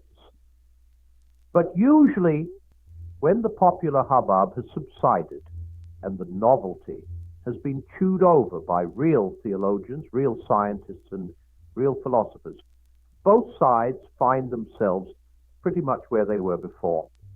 So it was with Copernican astronomy, with Darwinism, with biblical criticism, with the new psychology. So I cannot help expecting it will be with the discovery of life on other planets, if that discovery is ever made. The supposed threat is clearly directed against the doctrine of the incarnation, the belief that God of God, for us men and for our salvation, came down from heaven and was made man. Why for us men more than for others? If we find ourselves to be but one among a million races, scattered through a million spheres, how can we, without absurd arrogance, believe ourselves to have been uniquely favored? I admit that the question could become formidable. In fact, it will become formidable when, if ever, we know the answer to 5 other questions. 1.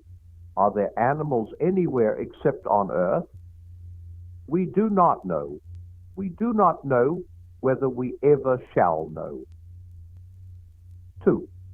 Supposing there were, have any of these animals what we call rational souls? By this I include not merely the faculty to abstract and calculate, but the apprehension of values, the power to mean by good something more than good for me, or even good for my species. If, instead of asking, have they rational souls, you prefer to ask, are they spiritual animals? I think we shall both mean pretty much the same. If the answer to either question should be no, then of course it would not be at all strange that our species should be treated differently from theirs. There would be no sense in offering to a creature, however clever or amiable, a gift which that creature was, by its nature, incapable either of desiring or of receiving. We teach our sons to read, but not our dogs. The dogs prefer bones. And of course, since we do not yet know whether there are extraterrestrial animals at all, we are a long way from knowing that they are rational or spiritual. Even if we met them, we might not find it so easy to decide. It seems to me possible to suppose creatures so clever that they could talk, though they were, from the theological point of view, really only animals, capable of pursuing or enjoying only natural ends. One meets humans, the machine-minded and materialistic urban type, who look as if they were just that. As Christians, we must believe the appearance to be false. Somewhere under that glib surface there lurks, however atrophied, a human soul. But in other worlds, there might be things that really are what these seem to be. Conversely, there might be creatures genuinely spiritual, whose powers of manufacture and abstract thought were so humble that we should mistake them for mere animals. God shield them from us. 3. If there are species, and a rational species other than man, are any or all of them, like us, fallen? This is the point non-Christians always seem to forget. They seem to think that the incarnation implies some particular merit or excellence in humanity. But of course it implies just the reverse, a particular demerit and depravity. No creature that deserved redemption would need to be redeemed. They that are whole need not the physician. Christ died for men precisely because men are not worth dying for, to make them worth it. Notice what waves of utterly unwarranted hypothesis these critics of Christianity want us to swim through. We are now supposing the fall of hypothetically rational creatures whose mere existence is hypothetical. 4. If all of them, and surely all is a long shot, or any of them have fallen, have they been denied redemption by the incarnation and passion of Christ? For of course it is no very new idea that the eternal Son may, for all we know, have been incarnate in other worlds than earth, and so saved other races than ours. As Alice Meynell wrote in Christ in the Universe, in the eternity, doubtless we shall compare together. Here a million alien gospels in what guise?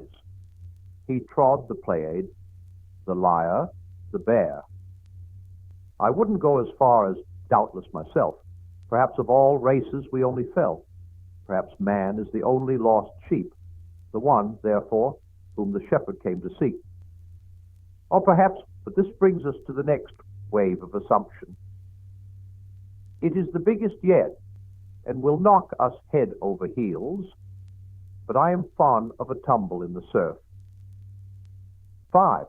If we knew, which we don't, the answers to 1, 2, and 3, and further, if we knew that redemption, by an incarnation and passion, had been denied to creatures in need of it, is it certain that this is the only mode of redemption that is possible?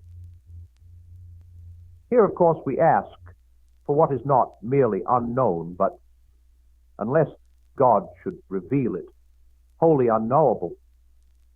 It may be that the further we were permitted to see into his counsels, the more clearly we should understand that thus and not otherwise, by the birth at Bethlehem, the cross on Calvary, and the empty tomb, a fallen race could be rescued. There may be a necessity for this, insurmountable, rooted in the very nature of God and the very nature of sin. But we don't know. At any rate, I don't know.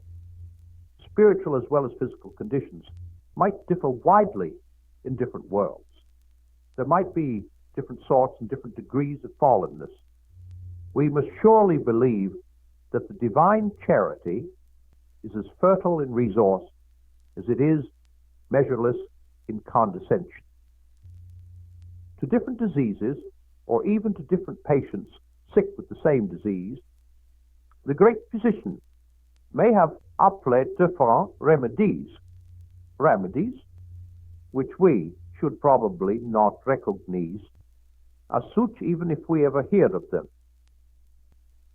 It might turn out that the redemption of other species differed from ours by working through ours. There is a hint of something like this in St. Paul, Romans 8:19-23, when he says that the whole creation is longing and waiting to be delivered from some kind of slavery, and that the deliverance will occur only when we Christians, fully enter upon our sonship to God and exercise our glorious liberty.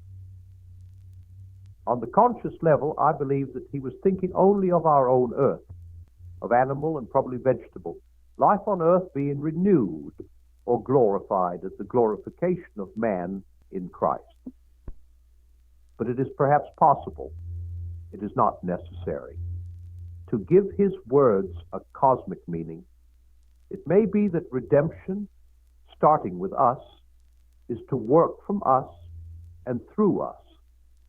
This would no doubt give man a pivotal position, but such a position need not imply any superiority in us or any favoritism in God. The general, deciding where to begin his attack, does not select the prettiest landscape or the most fertile field or the most attractive village. Christ was not born in a stable because a stable is, in itself, the most convenient or distinguished place for a maternity. Only if we had some such function would a contact between us and such unknown races be other than a calamity. If indeed we were unfallen, it would be another matter. It sets one dreaming. To interchange thoughts with beings whose thinking had an organic background wholly different from ours, other senses, other appetites, to be unenviously humbled by intellect possibly superior to our own, yet able for that very reason to descend to our level, to descend lovingly ourselves, if we met innocent and childlike creatures who could never be as strong or as clever as we, to exchange with the inhabitants of other worlds that especially keen and rich affection which exists between unlikes. It is a glorious dream. But make no mistake, it is a dream. We are fallen. We know what our race does to strangers. Man destroys or enslaves every species he can. Civilized man murders, enslaves, cheats, and corrupts savage man. Even inanimate nature he turns into dust bowls and slag heaps. There are individuals who don't, but they are not the sort who are likely to be our pioneers in space. Our ambassador to new worlds will be the needy and greedy adventurer, or the ruthless technical expert. They will do as their kind has always done. What that will be if they meet things weaker than themselves, the black man and the red man can tell. If they meet things stronger, they will be, very properly, destroyed. It is interesting to wonder how things would go if they met an unfallen race. At first, to be sure, they'd have a grand time jeering at, duping, and exploiting its innocence. But I doubt if our half-animal cunning would long be a match for godlike wisdom, selfless valor, and perfect unanimity. I therefore fear the practical, not the theoretical, problems which will arise if ever we meet rational creatures which are not human. Against them we shall, if we can, commit all the crimes we have already committed against creatures certainly human, but differing from us in features and pigmentation. and the starry heavens will become an object to which good men can look up only with feelings of intolerable guilt, agonized pity, and burning shame. Of course, after the first debauch of exploitation, we shall make some belated attempt to do better. We shall perhaps send missionaries. But can even missionaries be trusted? Gun and gospel have been horribly combined in the past. The missionary's holy desire to save souls has not always been kept quite distinct from the arrogant desire the busybody's itch to, as he calls it, civilize the, as he calls them, natives. Would all our missionaries recognize an unfallen race if they met it? Could they? Would they continue to press upon creatures that did not need to be saved, that plan of salvation which God has appointed for man? Would they denounce as sins mere differences of behavior which the spiritual and biological history of these strange creatures fully justified and which God himself had blessed? Would they try to teach those from whom they had better learn? I do not know. What I do know is that here and now, as our only possible practical preparation for such a meeting, you and I should resolve to stand firm against all exploitation and all theological imperialism. It will not be fun. We shall be called traitors to our own species. We shall be hated of almost all men, even of some religious men. And we must not give back one single inch. We shall probably fail, but let us go down fighting for the right side. Our loyalty is due not to our species, but to God. Those who are or can become his sons are our real brothers, even if they have shells or tusks. It is spiritual, not biological, kinship that counts. But let us thank God that we are still very far from travel to other worlds. I have wondered before now whether the vast astronomical distances may not be God's quarantine precautions. They prevent the spiritual infection of a fallen species from spreading. And of course, we are also very far from the supposed theological problem which contact with other rational species might raise. Such species may not exist. There is not present a shred of empirical evidence that they do. There is nothing but what the logicians would call arguments from a priori probability. Arguments that begin, it is only natural to suppose, or all analogy suggests, or is it not the height of arrogance to rule out? They make very good reading. But who, except a born gambler, ever risks $5 on such grounds in ordinary life? And, as we have seen, the mere existence of these creatures would not raise a problem. After that, we still need to know that they are fallen, then that they have not been, or will not be, redeemed in the mode we know, and then that no other mode is possible. I think a Christian is sitting pretty if his faith never encounters more formidable difficulties than these conjectural phantoms. If I remember rightly, St. Augustine raised a question about the theological position of satyrs, monopods, and other semi-human creatures. He decided it could wait till we knew there were any. So can this. But supposing, you say, supposing all these embarrassing suppositions turned out to be true, I can only record a conviction that they won't, a conviction which has, for me, become, in the course of years, irresistible. Christians and their opponents again and again expect that some new discovery will either turn matters of faith into matters of knowledge, or else reduce them to patent absurdities. But it has never happened. What we believe always remains intellectually possible. It never becomes intellectually compulsive. I have an idea that when this ceases to be so, the world will be ending, we have been warned that all but conclusive evidence against Christianity, evidence that would deceive, if it were possible, the very elect, will appear with Antichrist. And after that, there will be wholly conclusive evidence on the other side. But not, I fancy, till then on either side.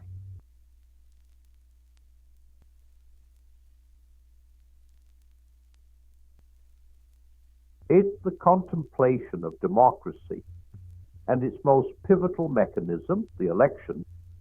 One might find oneself musing upon the grand tapestry of human governance through the ages. It is in the democratic process, with all its inherent imperfections and glories, that we see a reflection of humanity's ceaseless pursuit of equality and liberty. Elections, those regular ceremonies of civic duty, stand as the cornerstone of democracy, embodying the profound principle that governance should echo the will of the people. Yet, to consider elections merely as a mechanism of choice would be to overlook the deeper, more intricate dance of virtues and vices they represent. In democracy, and through its elections, we see the unfolding of a great drama, a reflection of the human soul's capacity for both nobility and fallibility. For what is an election, if not a collective act of faith? Faith in the common man's wisdom, in the idea that out of the many, a just and wise decision can emerge. This is not to say that the process is without its flaws. Much like the mythical creatures of Narnia, elections are not immune to corruption and deceit. They can be swayed by the darker inclinations of man. Greed, power, and the lure of authoritarianism. Yet, in the very act of voting, in the participation in this grand democratic ritual, there is a counter charm against the descent into tyranny. Each ballot cast is both an act of hope and a declaration that no one man should hold unchecked power over another. Moreover, elections serve as a mirror, reflecting back to us not only who we are as a society at a given moment, but also who we aspire to be. They are the means by which we navigate the choppy waters of societal change, steering the ship of state with the collective hands of its citizens. It is through this process that we engage in a dialogue with the past and the future, deciding not just on a leader, but on the direction in which we wish our society to move. Yet, one must not fall into the trap of idolizing democracy or its institutions as perfect. Democracy, for all its virtues, is but a human system. It is susceptible to human failings and requires vigilance, participation, and a commitment to principle over convenience or expediency. In the end, the nature of elections in democracy speaks to a deeper truth about the human condition. It is through these communal acts of decision-making that we express our inherent longing for justice, community, and the good. Elections are a testament to our belief in the possibility of a better world, crafted not from the top down by the dictates of a single ruler, but from the bottom up, through the collective will and wisdom of the people. As we partake in this democratic ritual, let us do so with a sense of humility and responsibility, mindful of the trust that has been placed in our hands. For in the end, democracy and its elections are not just about choosing leaders, they are about affirming our commitment to the journey towards a more just and equitable society. Let us, therefore, approach the ballot box not as mere participants in a political process, but as custodians of a precious heritage, tasked with nurturing the fragile flame of liberty for generations to come.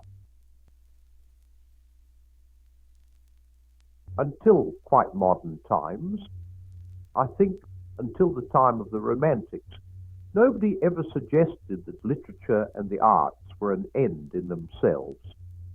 They belonged to the ornamental part of life. They provided innocent diversion, or else they refined our manners, or incited youth to virtue, or glorified the gods. The great music had been written for masses. The great picture is painted to film, of a space on the wall, of a noble patron's dining room, or to kindle devotion in a church.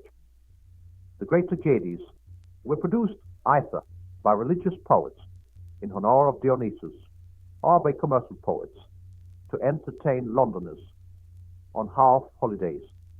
It was only in the 19th century that we became aware of the full dignity of art. We began to take it seriously. But the result seems to have been a dislocation of the aesthetic life, in which little is left for us but high-minded works, which fewer and fewer people want to read or hear or see, and popular works, of which both those who make them and those who enjoy them are half ashamed. By valuing too highly a real but subordinate good, we have come near to losing that good itself. The longer I looked into it, the more I came to suspect that I was perceiving a universal law. The woman who makes a dog the center of her life loses, in the end, not only her human usefulness and dignity, but even the proper pleasure of dog keeping. The man who makes alcohol his chief good loses not only his job, but his palate and all power of enjoying the earlier and only pleasurable levels of intoxication. It is a glorious thing to feel, for a moment or two, that the whole meaning of the universe is summed up in one woman. Glorious, so long as other duties and pleasures keep tearing you away from her. But clear the decks, and so arrange your life. It is sometimes feasible that you will have nothing to do but contemplate her, and what happens? Of course, this law has been discovered before, but it will stand rediscovery. It may be stated as follows. Every preference of a small good to a great, or partial good to a total good, involves the loss of the small or partial good for which the sacrifice is made. Apparently, the world is made that way. You can't get second things by putting them first. You can get second things only by putting first things first.